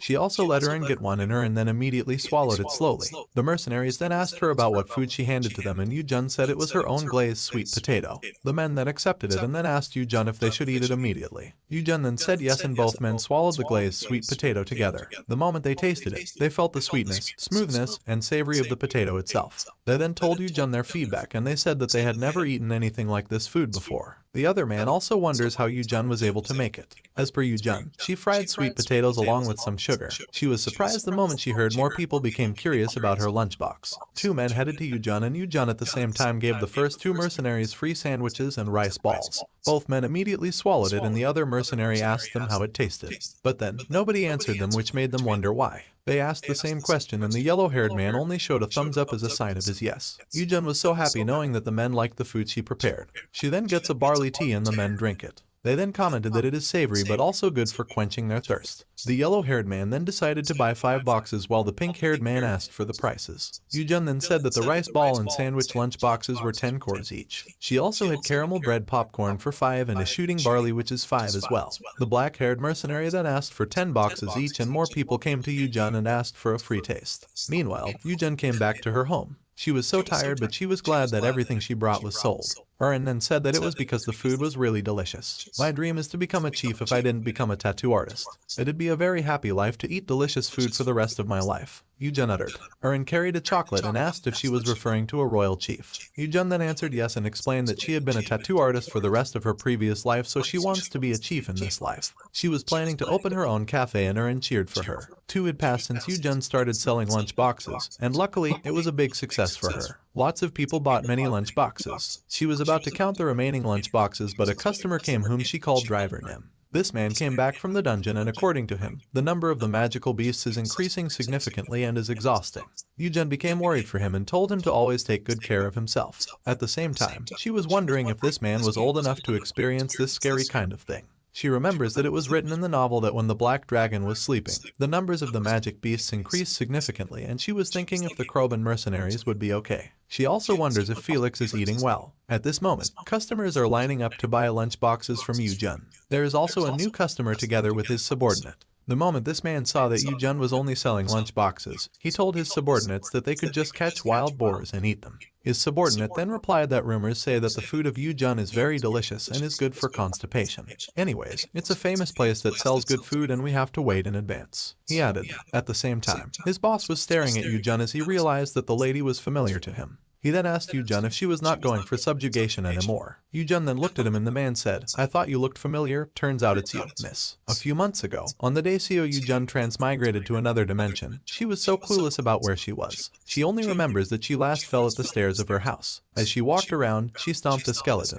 She was so scared and even cried in fear. She sat on the ground, wondering where she was. Then she heard someone. It was a blue-haired man riding on his horse. The man calls his captain and concludes that Yujun is a survivor. The man came down from his horse and asked Yujun if she was fine. He even wished Yujun to be blessed by God. His captain comes and declares that Yujun looks like a mage but doesn't seem to be a combat mage. He asked Yujun to stand and Yujun held the captain's hand and was confused why she was called a mage. Since Yujun is clueless, the captain concludes that she hurt her head. He rode to his vehicle and informed his people that they will bring Yujun back to the village with them. He extended his arm to guide Yujun to ride his horse. Yujun then held his hand once again and sat in front of the captain. Yujun was nervous at that time since it was her first time riding on a horse. There's no spare horses. Bear with it, the captain said, and he then let his horse run fast and went back to the village. They were welcomed by the guards and addressed them as Makri mercenaries. Yujun was looking around and noticed that the road is made of stones and there are horses and wagons around. What she knew is that this was not the place she used to leave. The captain of Makri mercenaries headed to the manpower agency together with Yujun and approached the attendant inside, and the attendant then asked how he could help. Well, you're the only one I can think of who'd do such a thing. You sent a mage who can't even fight into a mercenary group. The captain replied, is it wrong to assign her a job because it's hard to make a living? The attendant asked. He then bravely said that it was Sylvia's fault for not doing her job properly. What he knew was that Sylvia could use offensive magic. He was staring at Yujun and stated that Yujun looked like a corpse. Well, only the mercenaries I introduced to you would have done a great job. Thank them for letting a helpless mage tag along. He added. The Makri mercenaries' captain becomes mad and almost hits him.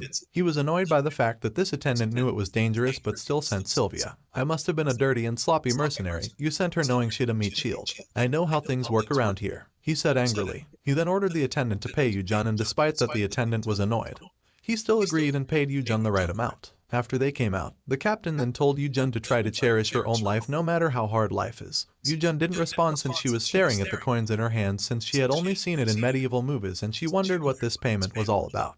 The captain at the same time told Yujun that it's harder to survive outside the castle than to pick stars in the sky unless she's a battle mage. He knows that the manpower's payment is huge, but for him, it is dangerous for Yujun since she doesn't know how to use offensive magic.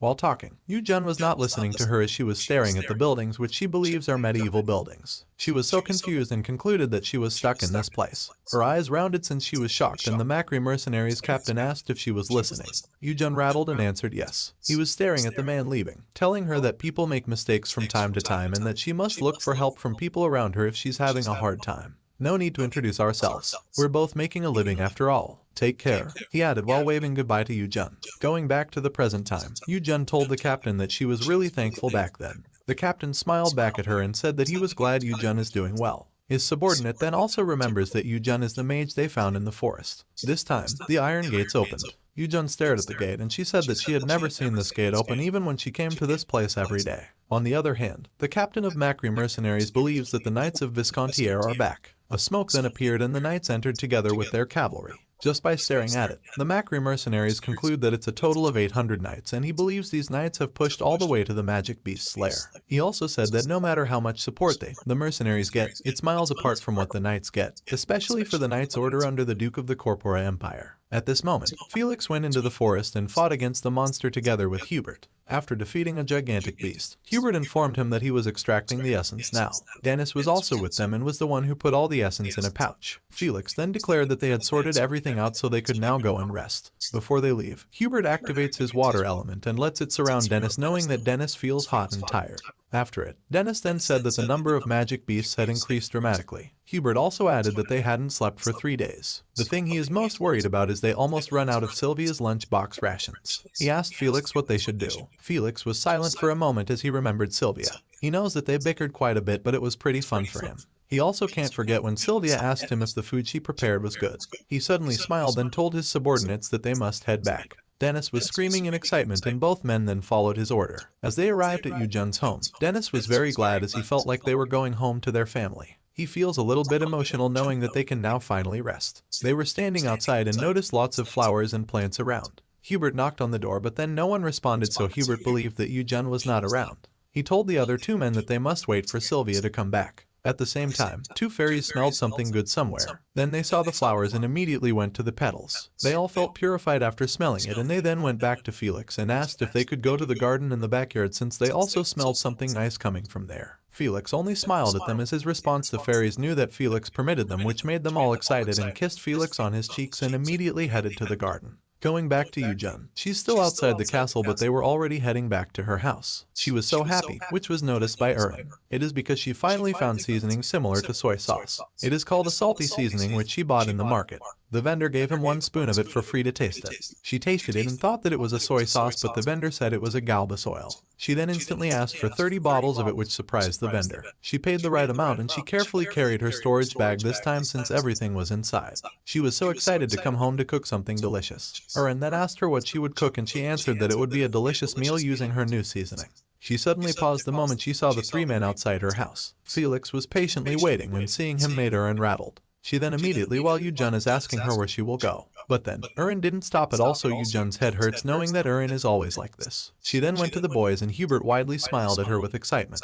Yu-jun was very proud of herself for making a handsome man smile like this. She then glanced at Felix, who now had no emotion, but Felix looked away, so she was annoyed thinking that Felix was being hard to get. Still, she was happy that the 3 men came back. She welcomed them and then opened the door. "Thanks to your hard work, please come in," she said, and the 2 men replied, "Thanks to you, we came back safely." Yu-jun then told them that they would have a welcoming party today, and Dennis screamed in excitement.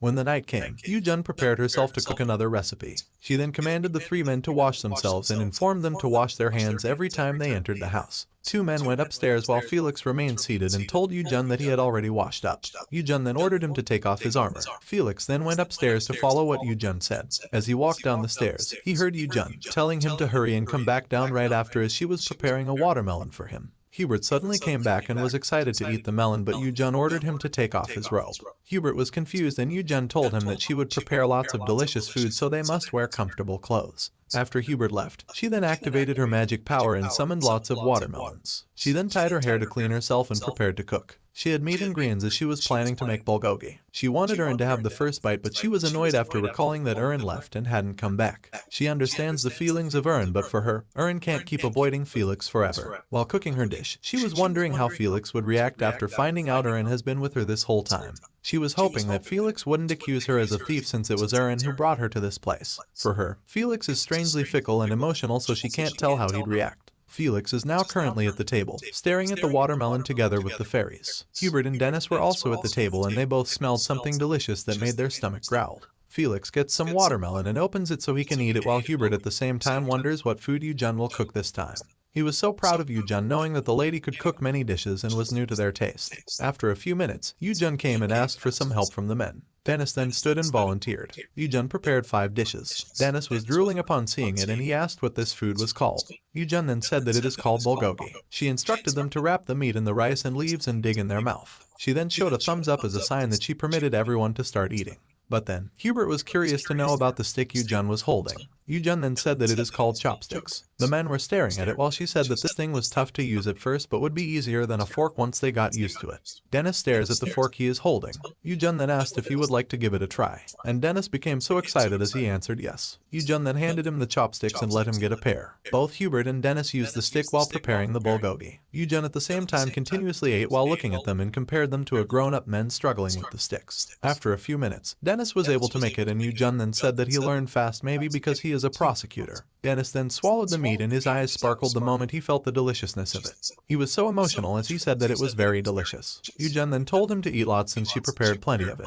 Dennis continues to eat while Felix becomes curious about the stick. He glanced at the chopsticks and grabbed a pair. He then tries to use it and Yoo-jun believes that Felix is just pretending that he's not interested. He then summoned blueberries in front of Felix and was hoping that Felix would give it a try. She already concludes that Felix would struggle knowing that eating blueberries using chopsticks is pretty hard for beginners. Felix then started using the stick but it flopped. This time, he felt challenged and tried it numerous times but he failed. He becomes so annoyed and seeing him like this makes Yoo-jun silently happy with his frowning face. Felix suddenly glared at her but Yoo-jun continued to eat, grabbed a meat then put it on the leaf and swallowed it. She was so thrilled with the taste while Felix was still staring at her and could not believe that she swallowed a huge amount of food with her small mouth. So good, Yoo-jun uttered, which made Felix wonder if the taste was really good. He then feels that he is drooling by just staring at Yoo-jun enjoying the meal. He then cleared his throat and pretended that he wasn't interested in the bulgogi. The next day, the fairies were waiting for Felix to wake up early in the morning as they wanted him to open a mangosteen for them. One fairy wanted to wake up Felix just to open the fruit but the fairy with the pink hair said that they shouldn't wake Felix up.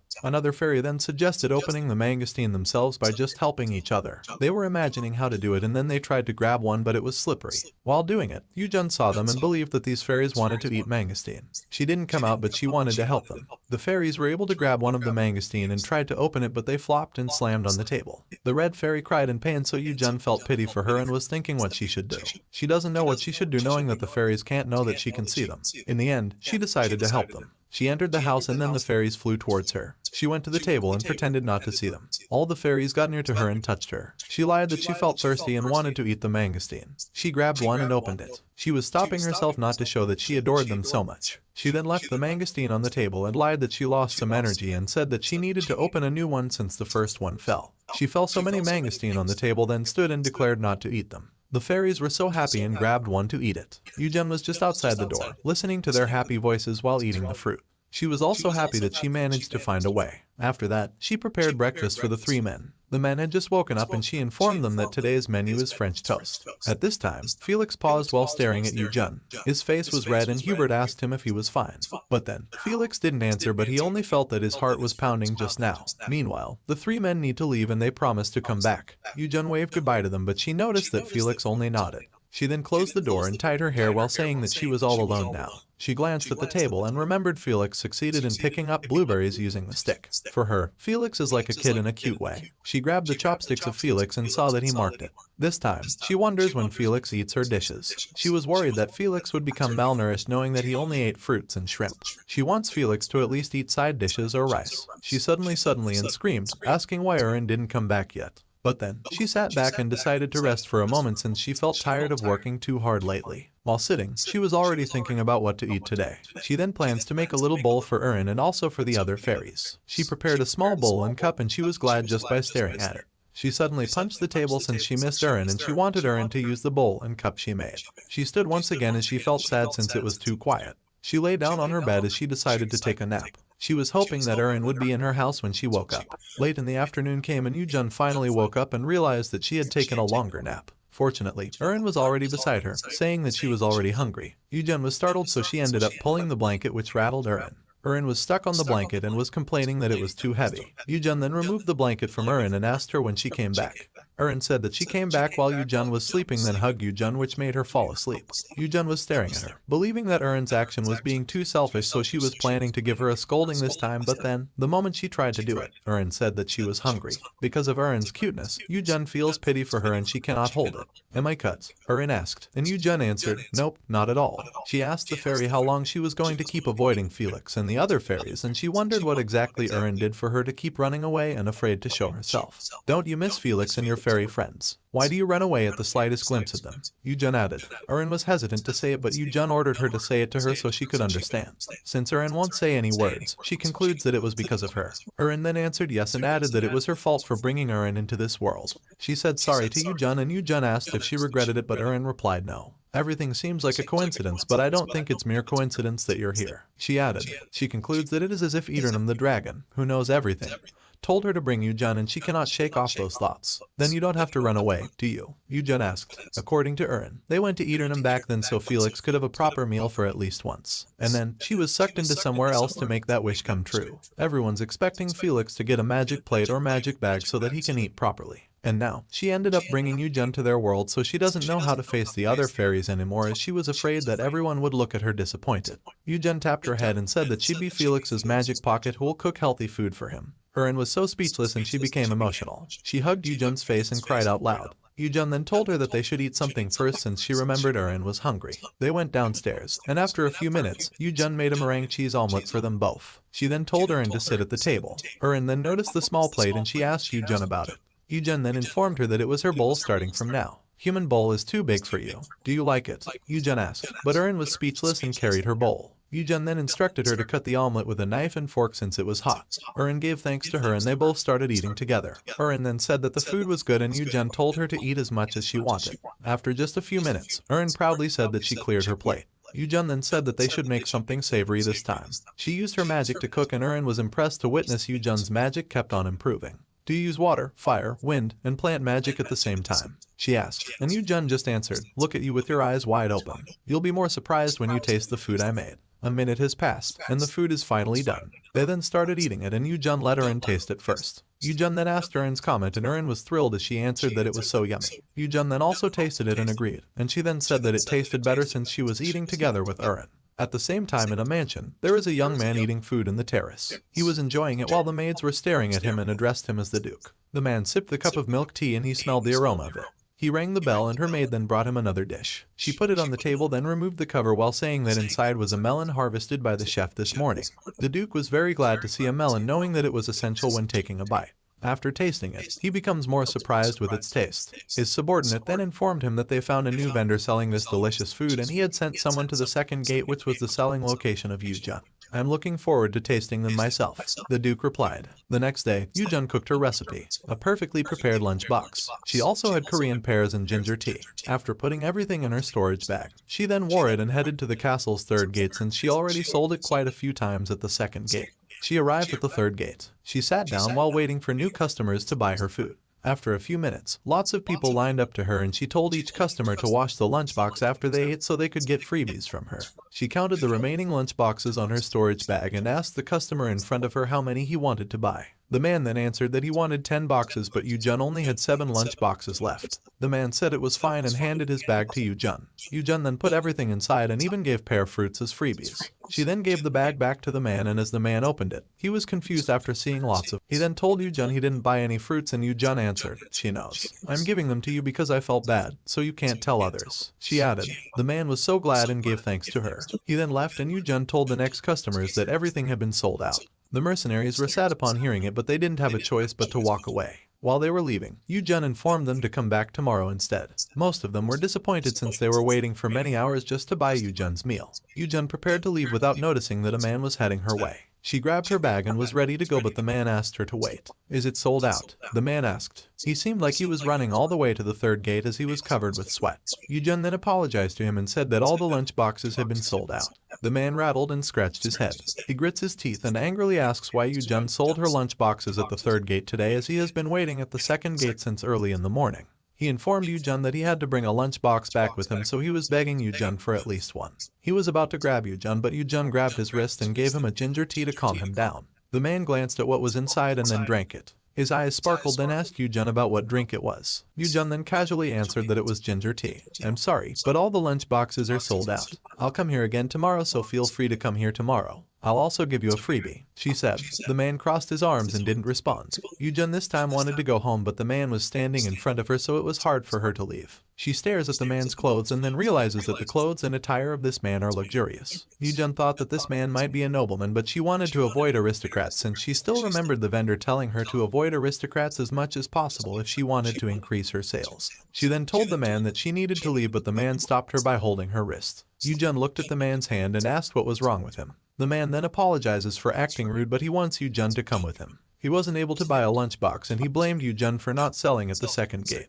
Yu-jun ordered the man to let her go, but the man pulled her and she suddenly flew away since the man has the ability to do so. The man smiled at her and informed her that they were going to see the Duke of Viscontier. Yu-jun was shocked, but she was not able to run away. The Duke of Viscontier was checking some papers in his office. He said that there are only 3 mercenaries of the Kraven mercenary group but are very skilled. He then heard his subordinate agree and added that these 3 mercenaries have a performance equivalent to that of a large mercenary group. While they were discussing, Yu-jun and the man landed outside the castle. Yu-jun was screaming in fear and he was hugging the man's neck since she was afraid to fall. They landed safely and the man concluded that it was Yu-jun's first time to fly. He then told Yu-jun to get off from him as they had arrived. Yu-jun then touches the ground with her foot and then drops herself on the ground and is glad that she's alive. She glared at the man with annoyance for not giving her any warning that he would fly. But the good thing is that she has discovered she's afraid of heights. The Duke's subordinate then comes out and asks who this lady in their castle is. Staring at him, Yu-jun believes this old man is in a higher status. The man then informs the Duke's subordinate that Yu-jun is the one who sells lunch boxes at the third gate.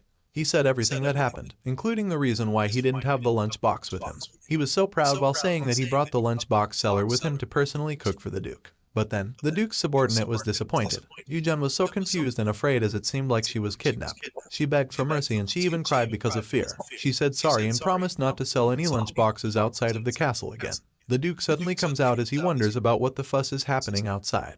He heard everything from Yu-jun and now he wanted to know if Yu-jun bought the lunch box from anyone. Yu-jun was speechless upon seeing the handsome man standing in front of her. She was wondering who this man was. The subordinate of the Duke then informed him that Yu-jun was brought by the servant and she was the one who sold the lunch boxes. Yu-jun was still scared, thinking that she would be punished this time. She started to think of what she would do, but one thing she thinks is to greet the Duke. She greeted the nobleman and the Duke was just speechless. He then suddenly laughed and said that Yu-jun was in high spirits. "Are you the merchant who sells the lunch boxes?" he asked, and Yu-jun answered yes. "I want to buy all your lunch boxes, but seeing as how the servant brought you here, I guess all the lunch boxes are sold out." The Duke added, "Yes, they're sold out," Yu-jun answered. The Duke wanted to eat the lunchbox Yu-jun made, and even his servant feels starving too. The Duke heard his servant's stomach growling and he realized that it was already lunchtime. Then, "I'll let you use the kitchen in the manor. Can you make me a lunchbox?" he asked, which shocked Yu-jun. The Duke then told her subordinate Aaron to guide Yu-jun to the kitchen. Yu-jun grabbed tightly on her shoulders and she wondered why a Duke was so polite to her despite that she was just a stranger. Aaron then ordered her to follow him to the kitchen. Yu-jun was hesitant, but she believed she didn't have any choice either. She carried her bag and followed Aaron. Yu-jun was looking around and saw a magnificent surrounding, but was so quiet that even a single footstep could not be heard. Yu-jun remained silent and walked slowly, but she was startled when someone shouted. She was staring at the man who shouted, then Aaron entered the room where the man was. It turned out that this was where the kitchen was located. He asked Aaron to wait for a second. Aaron then asked what was wrong, and Yu-jun then told him that it was fine for her to cook in a small kitchen or go to her own home and then bring it back to this castle. She doesn't want to have anyone around while she is cooking since she can't use magic freely, knowing that it would be weird for the others to see. In addition, she must not get caught using different kinds of elemental magic. Indeed, the chef will feel offended if I let an outsider into the kitchen recklessly, Aaron replied. He informed Yu-jun that they have a small kitchen, and Yu-jun then said that it's perfectly fine for her since she's most in favor of a small kitchen after all. Aaron also told her that the Duke was curious about the lunchbox she was selling, so he suggested Yu-jun make one and serve it to the Duke, preferably a large portion. Yu-jun was annoyed but still smiled at Aaron. She then waved goodbye to Aaron after the old man told her the way, and the old man informed her that he'd bring the dash himself to the Duke in an hour. Yu-jun then closed the door so she could start as soon as possible. She closed everything so no one could see her. He was panting after ensuring everything had been shut. She was checking the cabinets while thinking of what recipe she would cook this time. But then, there are no ingredients inside the cabinet. She was dumbfounded and checked the other storage, but there was none. She was so annoyed and screamed that there was nothing inside the kitchen. She could not also make a fire since there was no fireplace. She calmed herself down and wondered if she had all the tools and ingredients inside her storage bag. She then checked it and uttered, "Now, let me show you a taste of heaven." She then started moving and used everything inside her bag, combined with her magic to cook the meal. She cooked the meat in the pan and she also prepared some side dishes. She was multitasking, and the moment her meat was cooked, she then sliced a little and then tasted it. She was so thrilled with its taste and she even rated it 10 out of 10. She then put everything in the lunchbox and she made a big portion just like what Aaron ordered. Everything in the kitchen was a total mess, so she immediately cleaned without knowing that Aaron was heading back to her. Aaron slowly opened the door while Yu-jun was still cleaning using her magic, put back everything in her bag, and cleaned the pan without even touching it. She then heard someone open the door, and as she turned around, she saw Aaron standing behind her. Luckily, Yu-jun finished everything, including cleaning. She smiled at Aaron and she was glad that she made it in the nick of time. She then handed the lunch boxes to Aaron and asked him to keep the bread separately. Aaron was startled after carrying all the lunch boxes as it was so heavy. Yu-jun knows that Aaron was surprised that she managed to finish everything in an hour, since it's hard to make much with the given time. Then, I can go back, right? Come on, I need to get groceries since I have to run my business tomorrow, she said. Aaron didn't respond for a moment as he was thinking. He then concludes that Duke Lucino won't mind if he will let Yu-jun go since there are already lots of lunch boxes. He then permitted Yu-jun to leave. Yu-jun was very happy that she now had the freedom again, and she was hoping not to see these people since for her, they were thieves, not paying for the food. As she was about to leave, Aaron asked her to stop. She glanced back to Aaron and asked what he needed. Meanwhile, Yu-jun was heading back home, carrying lots of money that Aaron paid to her. She didn't believe that she'd be paid, but she was still annoyed by the fact that those people were able to make people do as they please and didn't even have the kitchen prepped. As she opened the pouch, she was surprised knowing that it was a lot, and she claimed that this money was too much for her to complain. She smiled and said that she should buy a ton of stuff that she wants with this money. Going back to the castle, Aaron knocked at the door of Duke Lucino. He entered and gave all the lunch boxes. Lucino was staring at it and said that he had never seen this kind of food container even before. He also stated that the lunch boxes looked like had a considerable amount inside. Aaron then volunteered to open it for him, and he uttered wow the moment he saw the delicious and nice plating of the meals. There are a lot of things I've never seen before. It's very interesting, he said. The maid then asked him what tea he would like to partner with the food he would eat. But then, Lucino said that he only wanted cold water this time instead of tea. Lucino started slicing the meat and noticed that the skin of the meat was red and the juices were also still overflowing. Aaron, do you remember how you went all the way to Modetishman City because I said I wanted to eat their spicy beef stew? He asked, and Aaron answered, of course, Your Grace. You don't know just how taken aback I was because you said that suddenly. Modetishman City was closed off, so they wouldn't let outsiders in easily, isn't that right? Lucino then laughed as he remembered it all and said that it was the spicy beef stew he had to go out of his way just to try it. He also still remembers being quite disappointed because the beef stew wasn't as good as he thought it would be. It makes her smile wider just by staring at the food Yu-jun made for him. There are even fruits, and he happily says to Aaron that he never had anything like this meal before, despite that he is the Duke of the Empire. He gets some strawberries and questions how can a fruit be so rich and plump. Aaron was glad to see Lucino so satisfied and was very happy. He cannot remember at all when was the last time Lucino laughed in happiness. Lucino still remembers Yu-jun's face a little, and he could say that Yu-jun has quite an incredible skull for someone with a young and delicate body. Late afternoon came. Lucino was in the terrace, drinking tea. He was still thinking of Yu-jun, wondering what Yu-jun usually sells. Your Grace, that food is for commoners or for purchase. You have to keep your dignity as a duke. Aaron said, well, can't you just count this as a delicacy? Lucino replied. He told Aaron not to be so uptight, and he ordered him to buy Yu-jun's lunchbox every day. Aaron didn't respond for a few seconds, but in the end, he chose to answer yes to Lucino, knowing that he didn't have a choice. Lucino wanted to take a proper look at Yu-jun if given a chance, but now, he cannot believe that the only thing he remembers about the lady are those turquoise eyes of her. The next day, Yu-jun headed back home after selling her meals. While walking, Aaron informed her that she thought someone was following them. Yu-jun then ran as she was afraid that it might be one from the duchy. She was confused since she didn't think she did anything particularly offensive. The one following her pulled her cloth, and Aaron ordered the person to get her hands off, but her shout couldn't do anything since only Yu-jun was the one who could see her except for Felix and the other fairies. Yu-jun turned around and saw that it was a lady. She then remembers that this lady was the fruit shop owner who kicked her out. The lady was staring angrily at Yu-jun. She blamed Yu-jun why her fruit shop causing a recent loss in profit.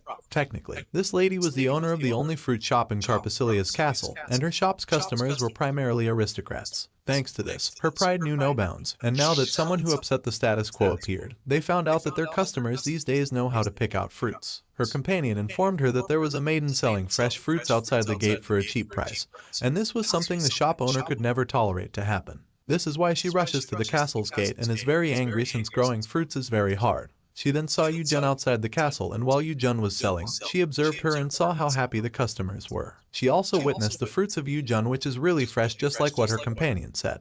Hey, you there, a young person like yourself. Without business ethics, fruits aren't just products that can be sold recklessly like that. You don't have a grasp of things. How can you offer to sell them as if they're leftover produce offered at a discount? He angrily said while pointing her finger at Yu Jun. She was punching herself while saying that she could not sleep because of what Yu Jun did.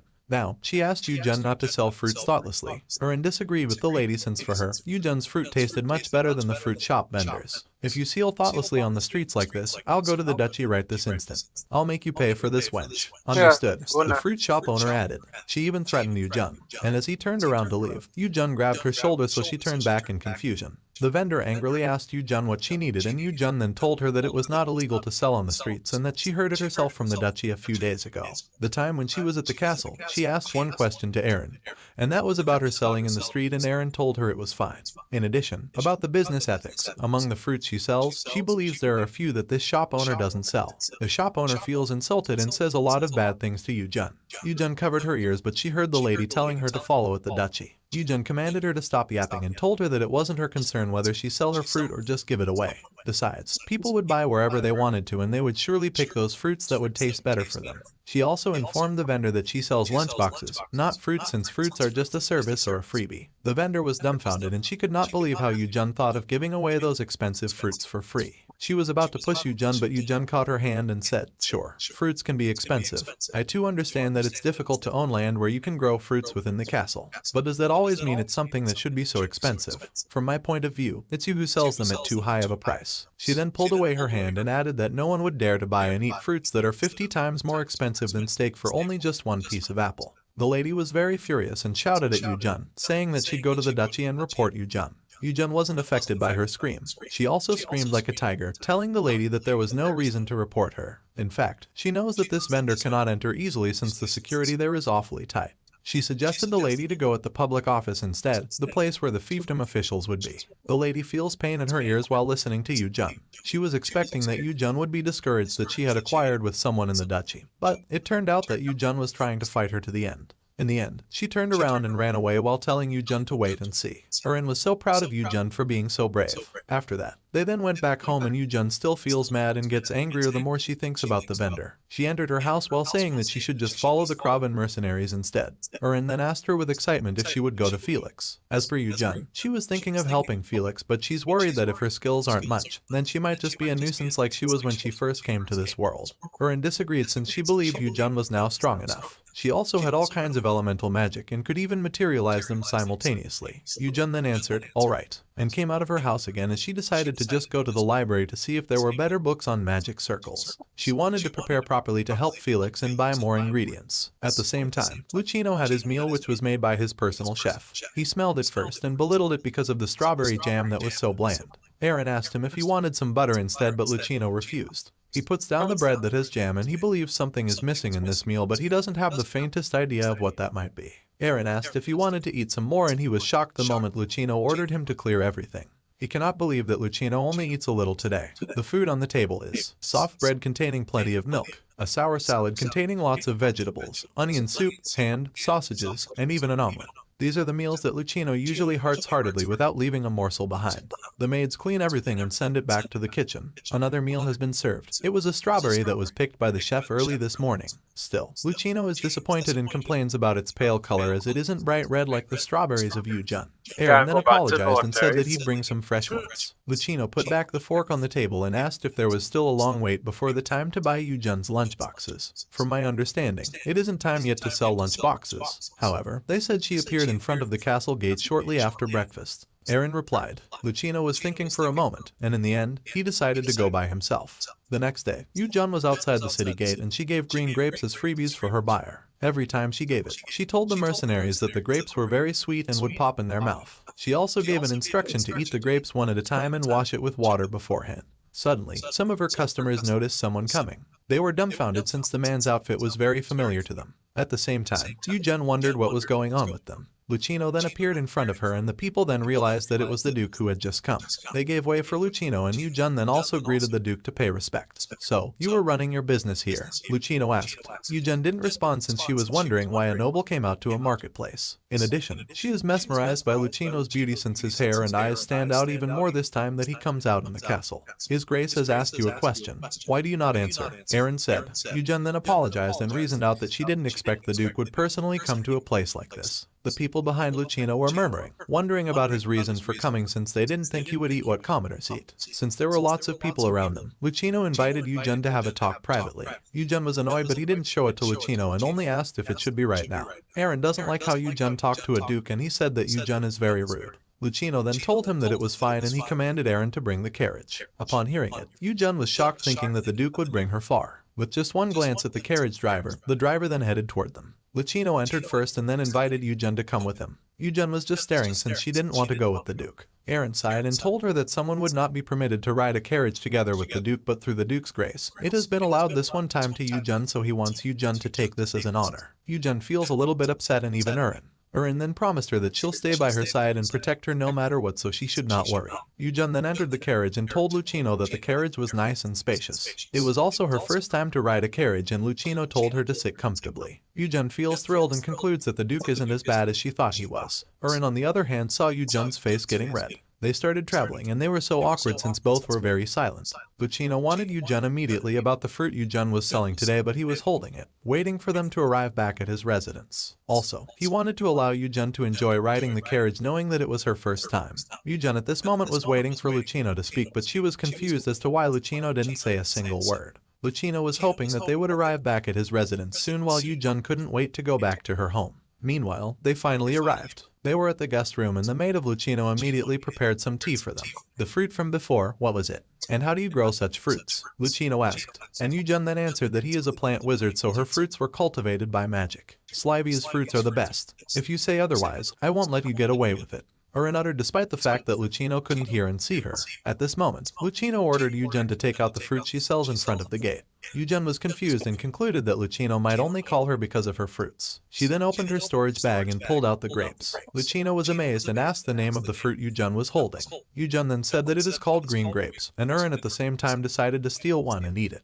She then tried to pluck it out, but it was too hard. Lucino then ordered Eren to take the green grapes from Yu-jun and prepare it. Yu-jun freely handed it to Eren and informed him that this fruit isn't a fruit that needed to be peeled. She instructed Eren to just wash them, and the duke can pluck it out one by one to eat them. After washing it, Lucino then plucked one grape and swallowed it. He was so satisfied with its taste, and he felt the sweetness of the grape and its flavor that filled his mouth. He also compared it to the strawberries that his chef freshly picked. Your Grace, one should always check for poison before eating. No matter how delicious they were, I hope you will maintain your dignity for a little longer, Eren said, but Lucino ignored him as he was enjoying the grapes. He also felt a little bit of sourness as he bit into the skin of the fruit, but it was also very sweet when he reached the fleshy part. He ate everything, which was witnessed by Yu-jun. Yu-jun then believes that the duke likes grapes very much. Lucino cleared his mouth, then asked Yu-jun what she prepared for today's meal. Yu-jun was confused, so Eren told her that the duke was referring to the lunchbox. Yu-jun then said that today's lunchbox is bossum. Inside is pork which has been boiled, not grilled. There was rice and veggies to eat with the pork, as well as potato pancakes inside.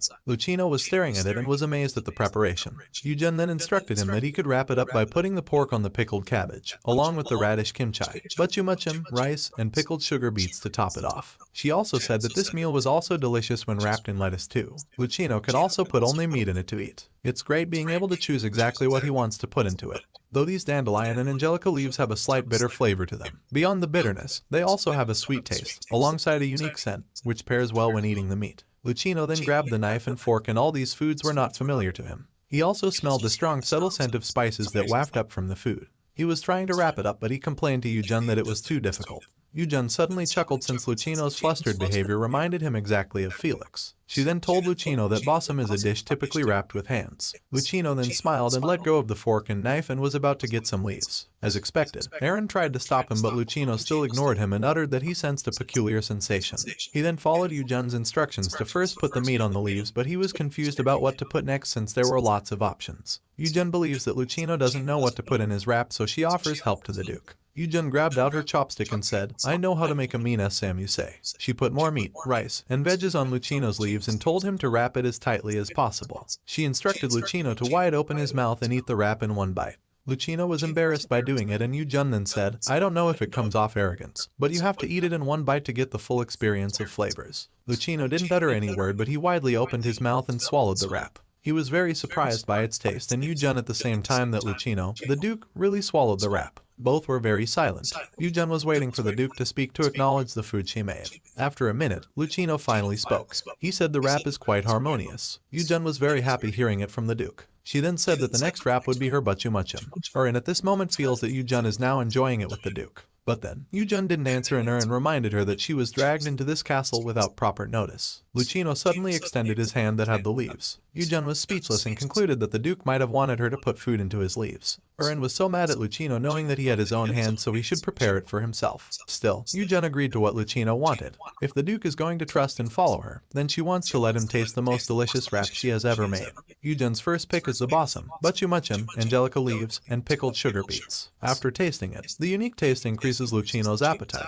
Yujun's second pick is 2 pieces of Bossum with radish kimchi on a pickled lettuce. Though it's monotonous, the combination of ingredients makes an exquisite taste as per Lucino. Yujun's third pick is Bossum, with dandelion leaves and pickled sugar beets. Lucino was surprised with its taste. Yujun then asked him for feedback and Lucino answered that the third pick had a different bitter flavor than earlier bites, but the last one for him was more palatable. Yujun was very happy, especially since it was her first time seeing someone eat so well since Felix. She was so excited seeing Lucino eat everything so well. Urin sees her excitement and she concludes that Yujun likes Lucino more than Felix. She didn't know that it was just fun for Yujun to see Lucino's reaction every time he ate. She asked Lucino if he was okay with the fruits as his dessert. Lucino answered of course and Yujun then gladly handed him an apple. She said that this apple is smaller and has a more sour taste. She asked Lucino to taste it and Lucino then bit a little despite that Yujun was the one holding it.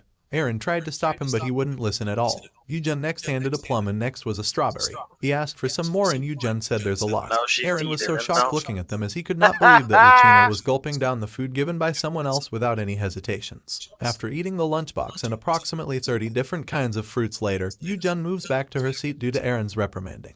Lucino then called Urin and ordered him to bring him the subspace bag. You mean that subspace bag? Urin asked, and Lucino answered, correct. Urin then said yes and headed outside the room. At the same time, Yujun was looking at him, wondering why Lucino asked for a subspace all of a sudden. After a few minutes, Urin came back with the subspace and opened it. It has jewels inside and Urin showed it to both Lucino and Yujun. Yujun then asked about what kind of bag it was full of jewels. Lucino used his magic, transforming the jewel into a tree. Yujun was shocked upon seeing it. This tree has lots of jewels. Yujun was amazed and said that it was very incredible and pretty. Lucino squeezes the tree until it gets back to its form. Urin then concludes that Lucino would give it to Yujun and he cannot believe it knowing that Lucino didn't go this far for the duchy's retainers unless it's a stellar achievement. Lucino then ordered him to wrap it up and Yujun thought it would be given to her as a gift. Lucino suddenly tied Yujun's finger using the plant he got from the jewel tree. Yujun was confused at this moment. A ring then appeared on Yujun's finger, and as per Lucino, it's a simple gift in return. He knows that the ring is engraved with a magic circle so it perpetually creates jewels, but it's useless if one doesn't have the jewel magic element.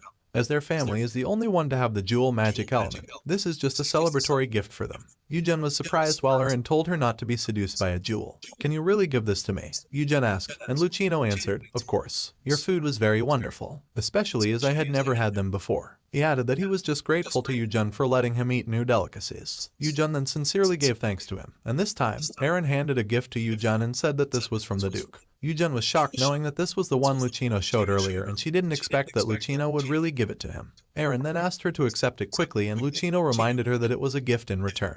Well, you don't dislike what I've given in return, do you? He asked, so Yujun didn't have a choice but to accept it. Sylvia, surely you haven't fallen in love with that person, have you? Urin said, but Yujun was puzzled.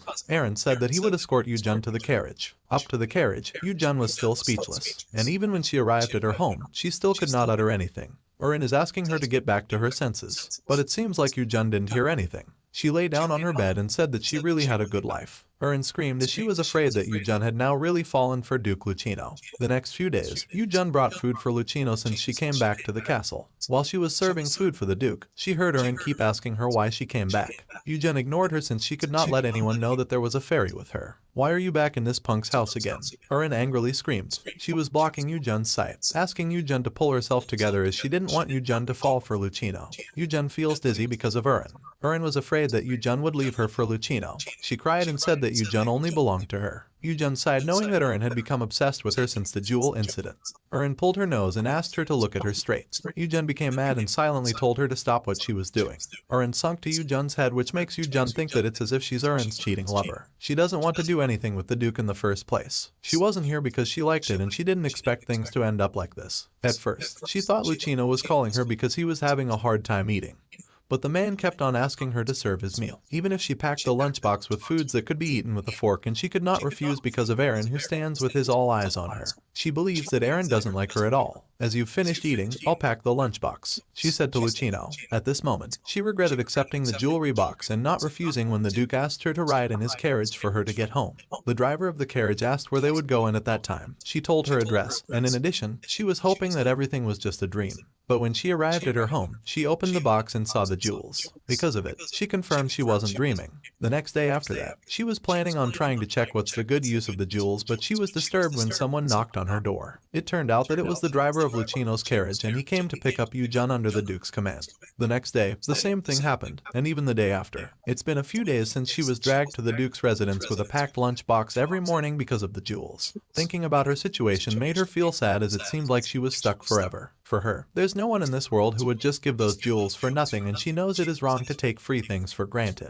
She claimed to herself that she had lost her mind because she was blinded by those jewels. I see. So you also feel that way? Lucino suddenly uttered upon seeing Yu-jun feeling sad. Yu-jun glanced at her in confusion. Then, will you come reside in the estate immediately? Lucino asked. And Yu-jun doesn't understand everything he says. Because of her reaction, Lucino concludes that Yu-jun isn't satisfied with the wage. What do you mean the wage? Yu-jun asked. But deep inside her, she believed Lucino wants her to work for a noble family, which she didn't want to happen. As per Lucino, with the skill level of Yu-jun, the Imperial Palace would surely be desperate to have her. He then asked Yu-jun if she was upset, and Yu-jun answered no. Lucino then told her not to worry about wages, as he could give more generously than the Imperial Palace. Yu-jun was rattled since Lucino misunderstood her. Your Grace, it isn't like that. I feel that this is a position that is more than I deserve, she said. How so? Did you not nod in agreement a moment ago? Lucino replied. Yu-jun was now annoyed since she knew that she didn't nod at all. She then honestly told the Duke that her dream is to sell her food to everyone and wishes to be able to see the happy faces of many different people when they eat her food. Now, she was hoping that the Duke would support her dream. Lucino was just silent while Yu-jun was wondering if her words worked for Lucino. After a minute, Lucino then said, okay, I understand. Yu-jun then gave thanks to him, and after that conversation, Yu-jun was finally able to leave the castle. She headed back home, and Erin was very glad that Yu-jun rejected the Duke. It's only lunchtime now, and I'm already this tired, Yu-jun uttered, and Erin became upset and reminded her that she mentioned she'd help Felix. Yu-jun then remembers it and admits that she almost forgot what she promised to Erin. Yu-jun got used to this place before she knew it and felt like this was her actual hometown. But the fact is, it was just originally a world within a story, so she was expecting that the things would go with the flow of the original story. Felix is destined to kill the queen and the nobles from this corrupted kingdom and invade the empire. For Yu-jun, she must have been quite satisfied to the point that she forgot why she made this goal in the first place. When she was almost near her house, she saw Felix, Hubert, and Dennis outside standing. Yu-jun was surprised to see the three men. She was staring at Felix, and Felix then turned around after hearing her coming. They stare at each other's eyes, and Yu-jun suddenly blushes. She then avoided Felix's stares and walked towards the men. She greeted them and said that she was glad to see these three men finally come back safe. She also acknowledged the three for working hard, and while talking, she didn't look at them and his eyes were on the ground. Hubert, on the other hand, noticed Yu-jun's face becoming red. Yu-jun then stood near the door of her house and invited them to come in. Hubert headed first and greeted Yu-jun. Dennis followed and did the same thing. Yu-jun then glanced at Felix. Felix was staring at his comrades entering the house. He stopped in front of Yu-jun, and Yu-jun was waiting for his words. Felix's eyes were staring above Yu-jun's head since he saw Erin. Erin was down and was about to cry out loud. Eryngium, why are you here? Felix asked with crossed arms. The other fairies were also surprised to see Erin together with Yu-jun. The fairies then went to Erin, and Yu-jun at the same time smiled awkwardly at Felix, knowing that she was also at fault for keeping this secret to Felix. Sylvia, why is Eryngium with you? Is it that you can see fairies? Felix asked, but Yu-jun was stuttering and didn't know how to explain it to Felix. She smiled at Felix as if she didn't know anything. Felix glared at Yu-jun's eyes and told the lady that they should talk privately. He then headed inside, and Yu-jun followed, then closed the door.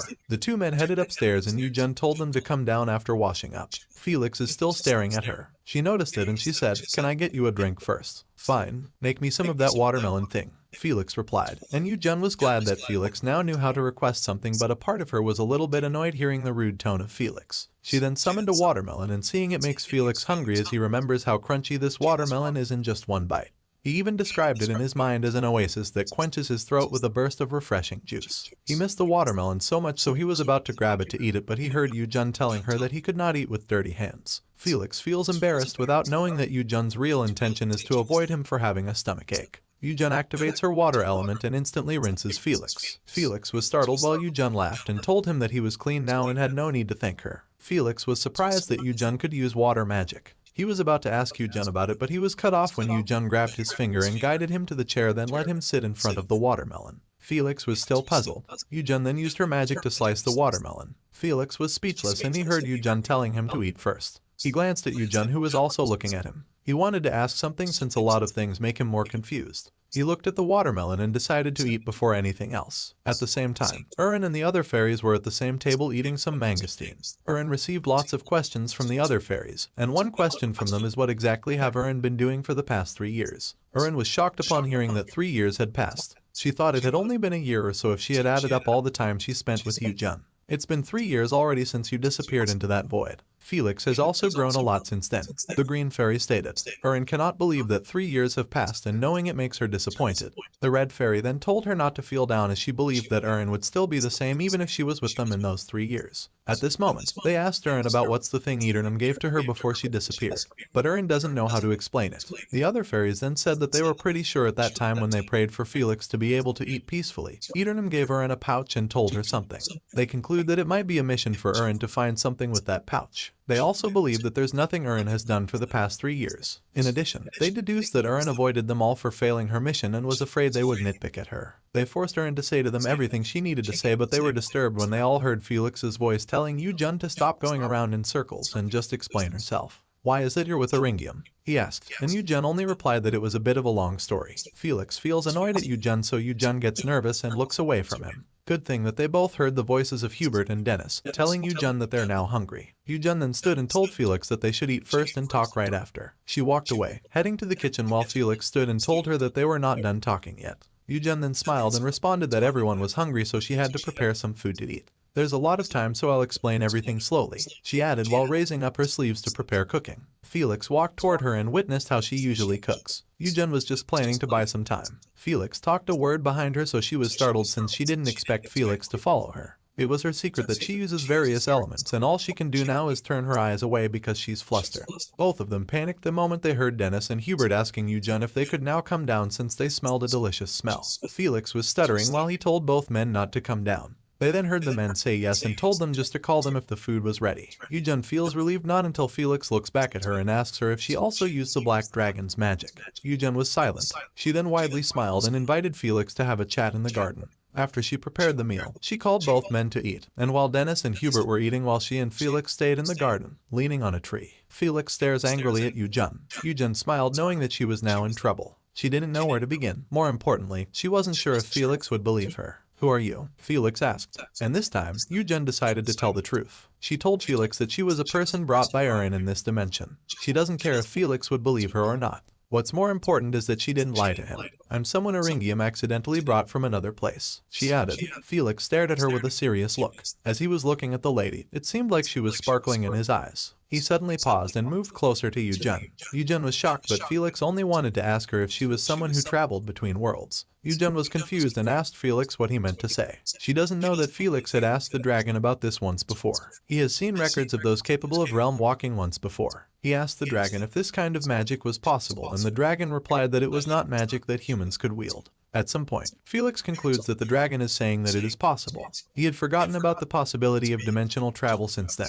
He was thinking that Sylvia or Yu Jun might have been brought by the dragon. To be exact, Yu Jun transmigrated into a novel, but she wasn't sure if she was technically traveling dimensions. They were both sitting on the ground and Felix moved closer to Yu Jun once again. Yu Jun looked away from him and she didn't deny to herself that Felix was really so attractive. "Excuse, too close," she uttered. And Felix also blushed and realized that he was really close to Yu Jun's face and body. He then stood and informed Yu Jun that they both have the same type of magic. According to him, he felt the same mana he had coming from Yu Jun a little while ago when Yu Jun used water magic on him. Yujun was glad upon hearing it, and she concluded that it might be because of the scale Erin mentioned. How fascinating. I can't believe there's another person from a different dimension who has the same mana of the Black Dragon as I do, Felix said. Yujun then laughed and agreed with Felix. He also wondered why Erin didn't tell him something as important as this. He was mad while saying that Erin was never that obedient of a fairy before but would never forget to tell him something important like this. Yujun then said that it was her who told Erin not to tell him. Think about it. All of a sudden, I traveled from another dimension, and I can use every magic element. If I said that, you'd think I was crazy, wouldn't you? She added. She also informed Felix that she doesn't want to be treated like some strange person immediately. She apologizes to Felix and hopes that Felix will understand her. Felix's leg is suddenly in pain. Yujun was worried for him, so she wanted to check it, but she ended up touching Felix's hand. They felt awkward and they blushed after it happened. They both then decided to go inside. The next day, Yujun was thinking about Lucino. He remembers Lucino had virtually the same expression that he always had, but she was pretty sure Lucino was somehow pouting as it. She was overthinking so much that she didn't even notice Felix entered. She was worried since this would be her first time going to Lucino after she turned down his offer. She feels something off, but she cannot tell what it is. She was thinking if Lucino would do something to her for refusing his offer as a noble. Felix suddenly disturbed her, asking her what made her confused. Yujun was startled. Felix moved closer to her face and wondered if Yujun was sick since she didn't sense her presence with her head down. On the other hand, Yujun was speechless again since Felix was too close to her, and this was already the third time. Your face is red. Are you sick? Felix said while continuously getting closer to Yujun, and Yujun was hoping that he would stop. Felix was about to hug her, but she moved backward and said that she was fine. Why? You want something to eat? She asked, and Felix then answered yes, even though his real intention was to comfort Yujun. He feels embarrassed and realizes that Yujun isn't sick. He asked for some grapes from Yujun, and Yujun then told him that grapes are gray. While saying it, her voice was unintentionally raised because she was flustered. She then used her magic and summoned apple and grape trees. She handed it over to Felix, and Felix accepted it and asked if the apple was the fruit he ate yesterday. As per Yujun, the one Felix had yesterday is called nectarine, so it is different. She gets one and bites it a little. She then appreciates the juice coming from the apple. She gave it to Felix and asked him to try it himself. Felix grabbed the apple from Yujun and stared at it for a moment and bit it just like what Yujun did. It's tasty, right? Yujun asked, and Felix replied that it was very delicious. For him, something about the apple felt sweeter than usual, and he wondered if it was because his sense of taste was returning bit by bit the more he ate Yujun's fruits. He gets another apple and eats it. He was thrilled every time he swallowed the apple, and it tasted better for him this time since he was eating it with Yujun. Meanwhile, Felix ate everything. Yujun was glad by the fact that Felix now eats a lot, but a part of her was sad knowing that it's not just cooked food though. She wants to see Felix eat cooked foods now, but she wasn't sure if Felix would like it if she made one. 30 minutes had passed. Yujun was able to cook 2 flavors of porridge. She called these recipes as, "Let's make Felix eat food introductory porridge." She tasted it first while thinking about how she would be able to make Felix eat it. She remembers some of her friends telling her that their appetite would come back whenever they saw Yujun eat. Yujun then thinks of it as her way to make Felix eat her porridge. Felix at this moment was on the table, staring at the fruit in front of him. "Just what exactly is this?" he asked in confusion. Yujun then sat in front of him with the 2 bowls of porridge, and her main goal was to introduce Felix to the world of cooked food. Felix is still looking at the fruit on the table, wondering if it's really edible. He glanced at Yujun, who was enjoying the porridge, so he started to open the durian fruit despite that he wasn't sure if it could be eaten. He was able to open it and touch it, but the sticky juice of it sticks on his palm. Since he was clueless, he asked Yujun how to eat it. Yujun then instructed him to take the pulp out and eat it. Deep inside her, she hoped Felix would give up on trying to eat this fruit and ask for a cooked one. She then continued to eat, and Felix did the same. His eyes rounded, and Yujun then looked at him. Seeing Felix enjoying it makes Yujun disappointed since she purposely chose a fruit with a strong smell so Felix would give it back to her, but it turns out that Felix likes it. Her plan is to offer Felix her porridge and be like, "If you don't like it after eating a bit, try eating this instead." Now, she was thinking of any other way to force Felix. She doesn't know that Felix already noticed that her food keeps on looking more and more delicious these days, so it's hard for him to stop himself from tasting it. He cannot believe he keeps on wanting to try it.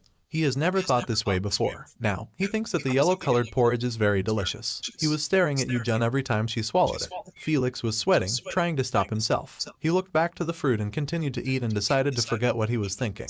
He then told Yujun that the fruit she prepared was very delicious. Yujun was annoyed knowing that she failed her plan and wasn't able to make Felix at least pay a single attention to the porridge. Her friends clearly said that whenever they saw her eating, they would gain an appetite they didn't have before. Now, she was thinking of recommending Felix's food instead and just doing a frontal attack. Looking at it now, she realizes that no one has ever recommended food to Felix, even the fairies don't either. She gets a spoon of porridge and asks Felix if he wants some. Felix was staring at it and remembered his past life when he was poisoned by her stepmother.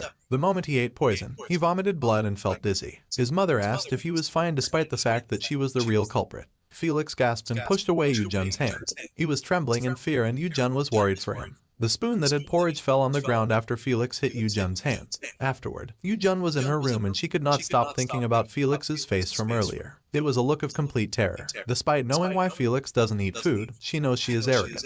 It's not just that one has to eat for their health, it's just that it's delicious. She admitted that she's being so stubborn and came on too hard to make Felix eat. She blamed herself for what happened. For her, the rejection of food was nothing more than the distrust of cooked food made by another's hands. And it was simply Felix's own defense mechanism for protecting himself, beginning with the betrayal from someone he had trusted. A childhood that had made Felix become wary of everything. Yu-jun thought too lightly of Felix's suffering. She was screaming in her room, admitting that she was being stupid. Hours had passed. It was already late at night, but Felix couldn't sleep and he wondered why. He was also thinking about the look Yu-jun gave to him, which isn't embarrassment or fear but apologetic. Back then, everyone's reaction to him not eating food was always similar. They treat them as some bizarre or eccentric person who doesn't like food, or they just don't care as if they are used to it. But he was puzzled about why Yu-jun's stare was apologetic. He doesn't blame her even the slightest bit for his refusal to eat, but he just feels frustrated for no reason. The dawn came and Felix was looking at the window and decided to jump outside. He was looking around, observing if there were people around. He then smelled something delicious and she concluded that Yu-jun might already be preparing breakfast. He was standing outside the door and opened it to check Yu-jun. Then she found out that she was right. Yu-jun was preparing too early without knowing that Felix was watching her. Felix smelled a familiar aroma and believed that it was sesame oil and eggs. Yu-jun tasted the food she prepared and Felix wanted it too. Though the food itself never gives him any desire to eat. Strangely, watching Yu-jun enjoying it makes him want to eat too. The food isn't familiar to him. In addition, he also wondered why Yu-jun looked sorry. He entered inside, which rattled Yu-jun as she didn't know what to say to him after the incident last day. The moment Felix entered, he felt that it was very hot and Yu-jun believed that it might be because of Yu-jun's cooking. He asked for some water from Yu-jun and Yu-jun then immediately got it and gave it to Felix at a fast speed. Felix stares at it as this is the first time he got something from Yu-jun that isn't magic. He then drank it while Yu-jun was looking at him and Felix then asked for more after finishing one glass since it tasted savory for him, which is very unusual for water. Yu-jun put some more, believing that Felix likes it. She gave it back to Felix and Felix asked more every time he finished it. When he asked for the fourth time, Yu-jun was annoyed and reminded him that he had to eat first as he might end up filling his belly with water. She suddenly paused after realizing that she unwittingly screamed at Felix. She was also confused why Felix behaved differently this time since he usually asked what's the matter in a situation like this. Felix was flustered while Yu-jun was still staring at her. She held her chest and told Felix that she needed to talk to him. She immediately apologizes to Felix, which surprises Felix. As for Yu-jun, she didn't mean to shout or be rude and she promised not to force Felix to eat, but since it isn't good for Felix to just eat fruits all the time, even if it's hard, she wants Felix to try eating something else. Felix was squeezing the glass. He was touched that Yu-jun said sorry to him, since no one ever did before. Back then, he was forced to eat even if they knew he didn't want to. In the end, those people would eventually give up, saying it couldn't be helped if he didn't eat. But now, there is someone who is Yu-jun, or he is known as Sylvia, who hasn't given up on him. He agreed to what Yu-jun said. Yu-jun was stuttering as she talked since she felt embarrassed by how Felix stared at her. She feels an awkward atmosphere while Felix at the same time feels thirsty and doesn't know what to say. Meanwhile, Yu-jun was riding in the carriage of Duke Lucino. She was planning on telling the Duke that she wouldn't be coming back to the duchy's residence with a lunchbox anymore, and today would be her last time to be here. She arrived at the castle and immediately came out from the carriage and headed inside with the guidance of Aaron. On this day, the way isn't familiar to her since it isn't the way to the lounge area. She then told Aaron and Aaron then asked her what's the matter. We're going a different way than usual. Where are we going? She asked. And Aaron casually replied that the Duke wanted to eat somewhere else today, so he prepared a different place for him. They had arrived and it was on a different terrace. Lucino was patiently waiting for Yu-jun. He then turned around the moment he heard someone coming. He smiled upon seeing the lady and seeing his handsome face made Yu-jun blush a little. She then prepared the lunchbox she prepared. She prepared kimbap, a dish made of rice instead of wheat. She informed Lucino that she added carrots, cucumbers, burdock, and pickled cabbage for the vegetables, as well as pineapple and beef soaked in galvos oil. She also had a sambap made with steamed pumpkin leaves and cabbage stuffed with the same ingredients used for the egg kimbap. Not just that, there are also apples, pears, and persimmons as the fruits. The meals you make are really refreshing. How can you make such dishes? And what about the freshness of the fruits and vegetables as well? Especially, the sweetness of your fruits do not match what the Empire has to offer. Lucino said. Yujun was just silent and she doesn't know how to tell the Duke that she's quitting. Lucino gets some fruit while talking and Yujun was thinking if she should tell the Duke right now or right after he eats. The Duke suddenly said that he had prepared something special for Yujun. Yujun was puzzled as she didn't want to receive any from the Duke again since all she wanted to do is to stop coming all the way here just to serve Lucino every day. As per Lucino, he got a personal kitchen for Yujun and he was confident that Yujun would like it. Yujun was shocked while Lucino explained to her that the kitchen had big tables, shelves, drawers, and a fireplace that was made of luxurious hardwood. He also added that Yujun can smell roses from the window and the connected terrace if she gets tired while cooking.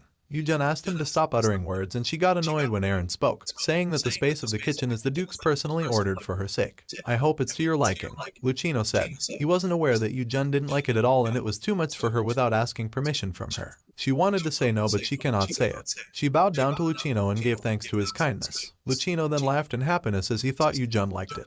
Yujun fakely laughed while rubbing her hands. She wanted to quit but it seemed like she couldn't. After Lucino's meal, Yujun then went back home and both Dennis and Hubert were happy to see her back. Yujun sighed in front of them and she almost fell but she managed to hold on to Hubert. Are you all right, Miss Sylvia? You don't look so well, Hubert said, and Yujun replied that she was fine. She then went upstairs and lay down on her bed. Why the hell is the Duke doing this to me? Why is he kicking up a fuss, burdening me with a brand new kitchen? Yujun uttered with annoyance while punching her bed. She doesn't want to live, tied down to the duchy, doing the same thing for the rest of her life. Even when she lived as Seo Yujun, she hated that, so she stood on her own 2 feet.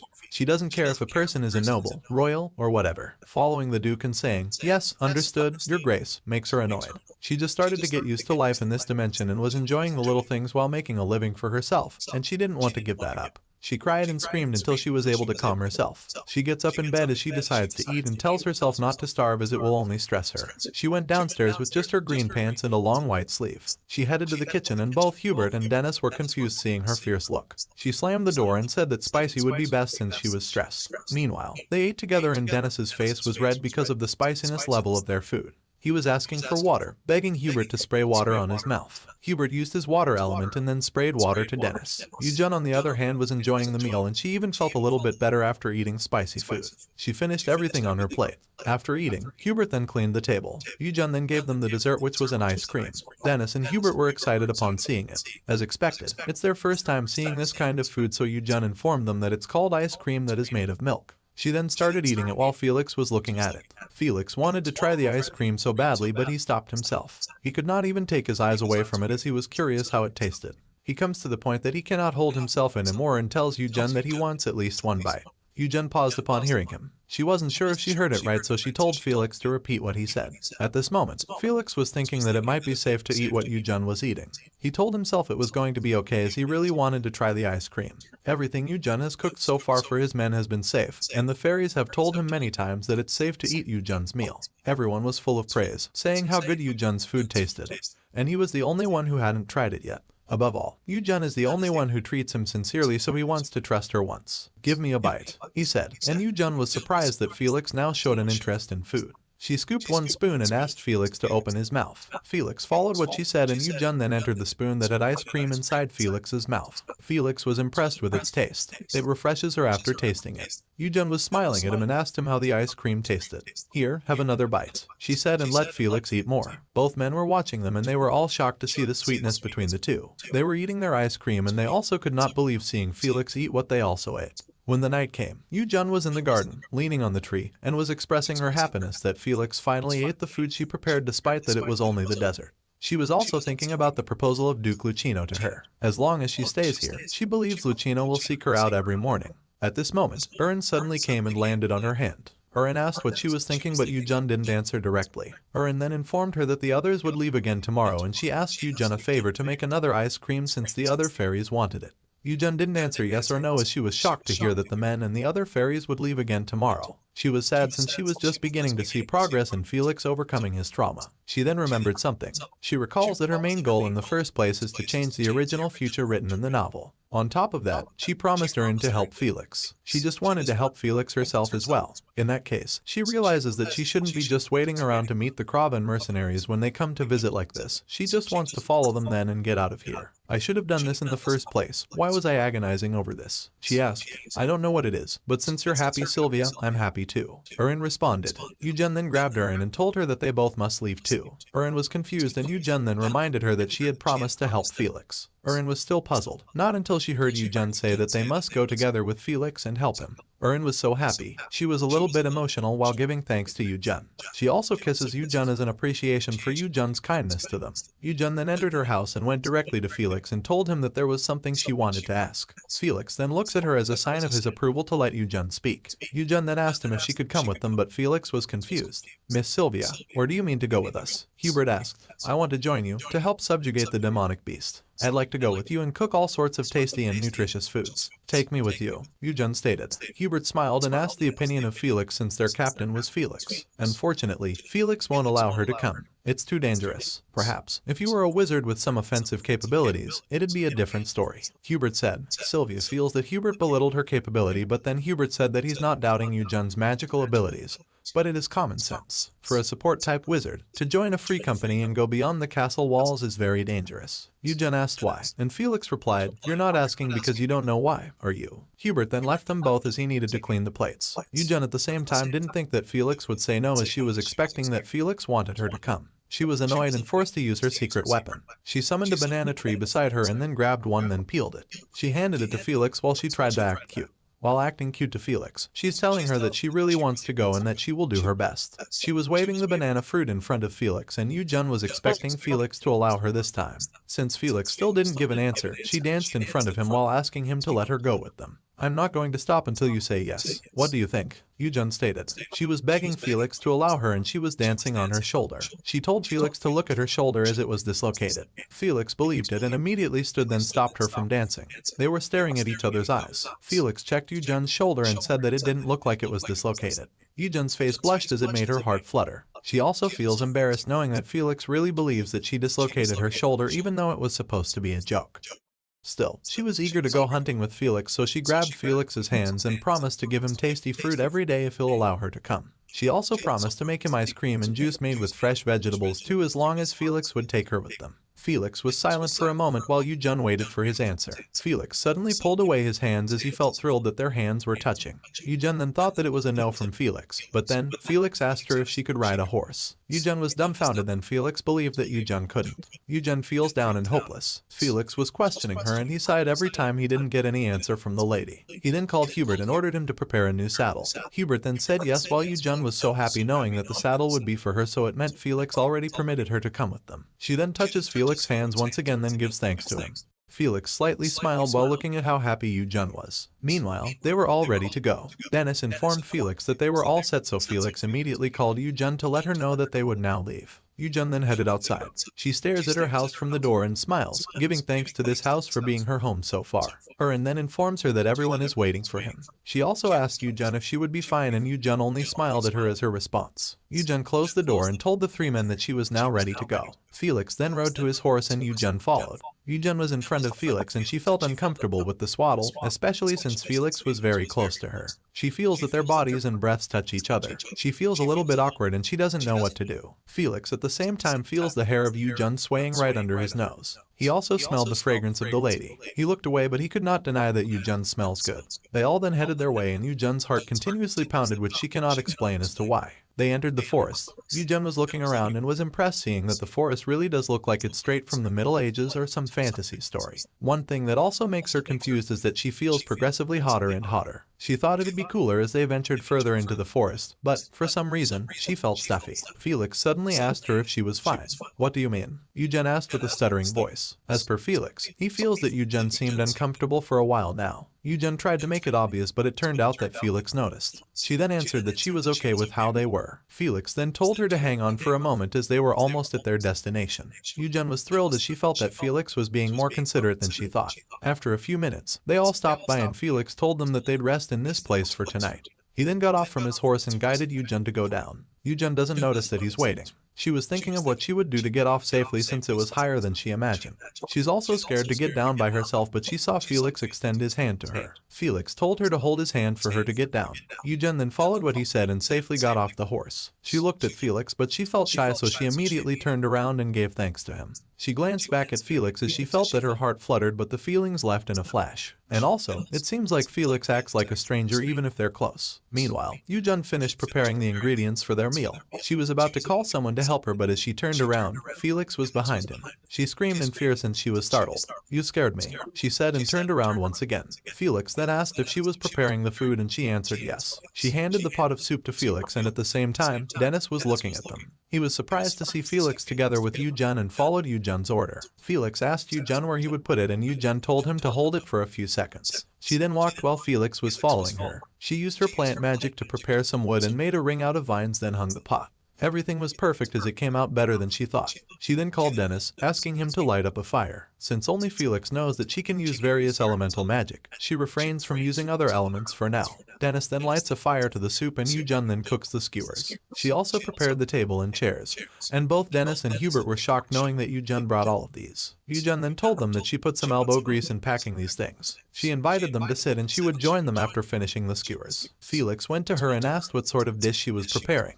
Yujun then informed her that the dishes she prepares are called skewers. She proudly told Felix that it was very delicious and tasty. She bit one and swallowed it while Felix was just looking at her. He definitely didn't even want to look at meat, but the skewers Yujun was cooking looked very delicious to him. For Yujun, chicken skewers are the best. While eating it, she feels like she can leave now that she has eaten something. Writing was a lot harder than she thought it would be. She was completely exhausted. Felix, on the other hand, feels hungry while looking at Yujun eating. He thought that the meat Yujun was eating looked so delicious. After eating chicken skewers, Yujun then picked one beef skewer and tasted it. She suddenly paused and was surprised as she heard Felix telling her that he wanted two. "Me too, give me that too," Felix said while pointing his finger to the skewer Yujun was holding. Yujun was very happy as she confirmed that Felix is now really showing an interest in the food. Yujun then checked the skewers, checking a cooked and warm skewer, but then Felix said he didn't want it. Yujun was confused, so Felix told her that he wanted the one she was eating.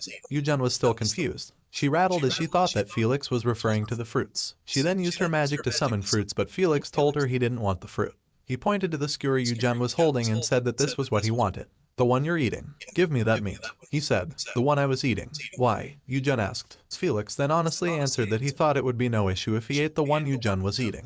Yujun then realizes that Felix would be comfortable to eat as long as there is a sign that it's safe. She looked at the skewers she was holding and handed it to Felix while telling him to open his mouth. They were both staring at each other's eyes. Felix trusted Yujun very much, so he took a bite, which was only meat, and Yujun felt disgusted since she believed it would be dry if one would only swallow meat. She then decided to pull the meat and veggies from the stick, then told Felix to open his mouth again. Felix widely opened his mouth after finishing the meat he was eating. Yujun then inserted the meat and veggie skewer and informed him that it would be dry if it was only meat, so he should eat it with eggplant and paprika so the vegetable juices would meet with the juices from the meat and create a whole new flavor. While she is talking, Felix smiles while swallowing the food in his mouth. He can really feel how sincere Yujun is towards food. And the way Yujun looked at him, he felt like she was sincerely hoping that he could enjoy the meal in the most delicious way possible. From now on, he wants to try his best too. On top of that, his taste buds are slowly coming back, so he was thankful for Yujun for doing everything for him. Now, he found out that it isn't that he hates dishes, it's just that he was traumatized. On the other hand, Yujun was so happy knowing that Felix was now finally eating cooked food. Looking at his face, she believes Felix is enjoying it too. She gave another stick to Felix, and Felix then ate it while Yujun was holding the stick. But then, this time, he feels that the texture is the same since his body is still rejecting it. He swallowed it quickly, and Yujun noticed that he was barely chewing. She then told Felix that he must chew the food properly to avoid indigestion. She showed an example to Felix on how to properly chew, but Felix chuckled as it looked like Yujun is a squirrel for him with her cheeks stuffed with food. He couldn't hold it and laughed so loud while Yujun was clueless as to why. But what's important for her is to finally see Felix laugh so loud like this. She then told Felix to stop laughing and eat more. The fairies were all shocked to see Felix eat cooked food. They were so happy and emotional since it had been a long time since the last time Felix ate cooked food. These fairies were born for Felix's happiness, so that is why they can tell that Felix is very happy right now, and that's why they were very thankful to Yujun. Hubert and Dennis then invited them to sit so they could eat properly. Yujun then answered yes and joked around that one order of skewers was coming right up. The next day, they all rode their horses and as usual, Yujun was together with Felix. Although it has been a few days since she has ridden a horse, she still wouldn't be able to get used to it. That's why she believes that the phrase "you suffer outside the comfort of your home" really exists. Truthfully, she hadn't really thought about the hardship of free companies, but she wondered how hard it must have been for these men with her. On top of that, they hadn't even encountered any demonic beast yet. Even so, she couldn't believe it was this arduous just getting into the forest. Now that she thinks about it, she concludes that the other mercenary customers must have been surprised by her sudden disappearance. She regrets not telling them that she would leave. She believes that trust is the key to a successful business, but like an idiot, she can say that she let her anger get to her and was complacent. If only the Duke hadn't made such a proposal, she might not leave her home. But then, she believes it was she who couldn't say anything under pressure. While she was overthinking things, she suddenly shook her head, which made Felix wonder if there was something wrong. All of a sudden, they heard a loud noise. Yujun got startled, so she unintentionally moved closer to Felix and her hair flew to Felix's face. She was aware of it, so she apologized to him. She asked Felix if it hurt, but Felix just slightly smiled at her and got off from his horse. He told Yujun to hold tight, then she tied the horse to the tree. Yujun then asked if there was a demonic beast that appeared and Felix answered yes. He instructed Yujun not to move from this area and to use her magic if needed to run away. Wind magic, you're able to use it, correct? He asked, and Yujun replied yes. Felix then looked at the place, then ran away. While running, he heard Yujun telling her to be careful. Very well, Felix answered, then ran as fast as he could. He went to Hubert and Dennis, then Botman, and informed him that the beast's energy was unusual. At this moment, Urin heads back to Sylvia, so the other fairies panicked, telling her that it's very dangerous. Urin was able to get to Yujun safely, and Yujun then told her to hide her clothes. Yujun was nervous since she didn't see any demonic beast. She was looking around, wondering where the beast was. The beast started to come out from the land. It was a gigantic demonic beast, and it was in front of the men, ready to attack them at any moment. Yujun also witnessed it, despite the fact that she was a little bit far from the three men. She was staring at the beast, thinking about what kind of beast it was. The three men started attacking it. Dennis and Felix charged at the beast while Hubert activated his water element and stopped the beast's arms from moving. Hubert then cut its arms using his water magic, and its dark blood splattered. Yujun saw it with her 2 eyes. She almost vomited as it was so disgusting for her just by looking at it. She felt sick and she looked away as she could not look at it again since she was also scared. Felix at the same time runs at the back of the centipede. He was holding his sword and then slashed the centipede's head with it. The dark blood of the centipede coming from its head then splattered, and Felix got also tinted. The centipede died, and Sylvia is the only one Felix was thinking. He senses something, so he immediately runs to Yujun, worrying that something might have happened to the lady. When he got to Yujun, he still saw Yujun above the horse. Yujun was crying while she uttered Felix's name. Felix was sad to see her cry and he didn't know why. Felix, is everyone alright? Yujun asked, and Felix then replied that they were not the people who would be bested by a demonic beast of that level.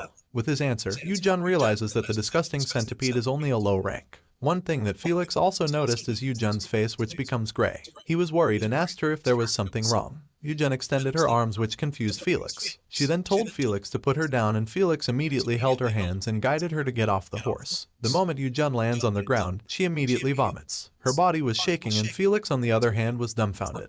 He remembers that back then, he also vomited every time he was poisoned. Because of his clear memory, he thought that Yujun was also poisoned by someone. He doesn't know that Yujun only vomits as she hates the smell of blood from Felix's armor. Felix then looked at her and tapped her back. Don't leave anything in. Let it out, all of it, he said. He also asked Yujun to tell him who was the one who did it to her. Yujun blocked his hand and told him to stop hitting her back as she was hurt by the force of Felix every time he tapped Yujun's back. As she looked at Felix, she noticed Felix's face, which was worried and nervous. She then asked him what's wrong, but Felix answered, "Should you really be asking me that right now?" He grabbed Yujun's arms and asked her once more if who was the one who poisoned her. Yujun was puzzled. She was about to explain it, but the smell of blood distracted her. Felix then used water magic and washed Yujun, and even the inside of her mouth was cleaned.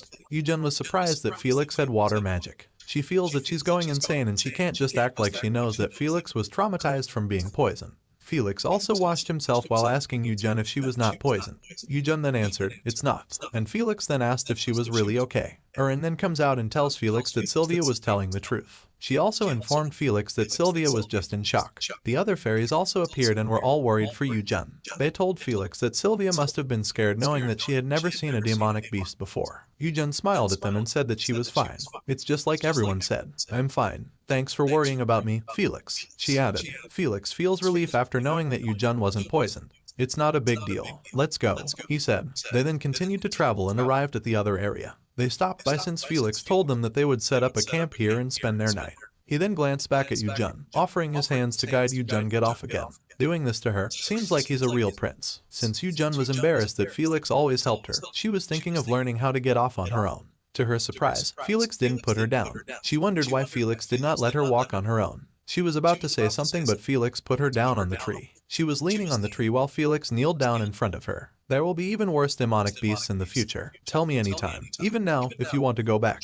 I'll take you home, Felix said. Yu-jun was speechless. She realizes that Felix was right. She had lived forgetting the nature of this world she now live in. She lived comfortably within the castle walls. This world is a fictional world. A dangerous world where demonic beasts exist. As the number of the demonic beasts gradually increases, in time they will invade the castle. Cottition City will eventually disappear from the map. On top of that, if things continue according to the novel, then Felix, the main character, will go through more trials in the future. Yu-jun concludes that she won't be able to avoid them if she's to be by Felix's side. She still doesn't know much about this place, since such events have yet to affect her directly. It was awkward, so she didn't want to think about it. To what kind of place she lived in. To what kind of events were happening. But she's okay since it was her first time seeing a demonic beast. Now, she finally feels like she's making her own stand in this place. Finally, living in the same world as Felix. At the same time in the castle of Duke Lucino, he was sitting on the terrace while cutting the meat that his personal chef cooked. He never eats even a little, so Aaron was thinking that there might be something Lucino was thinking. I lost my appetite.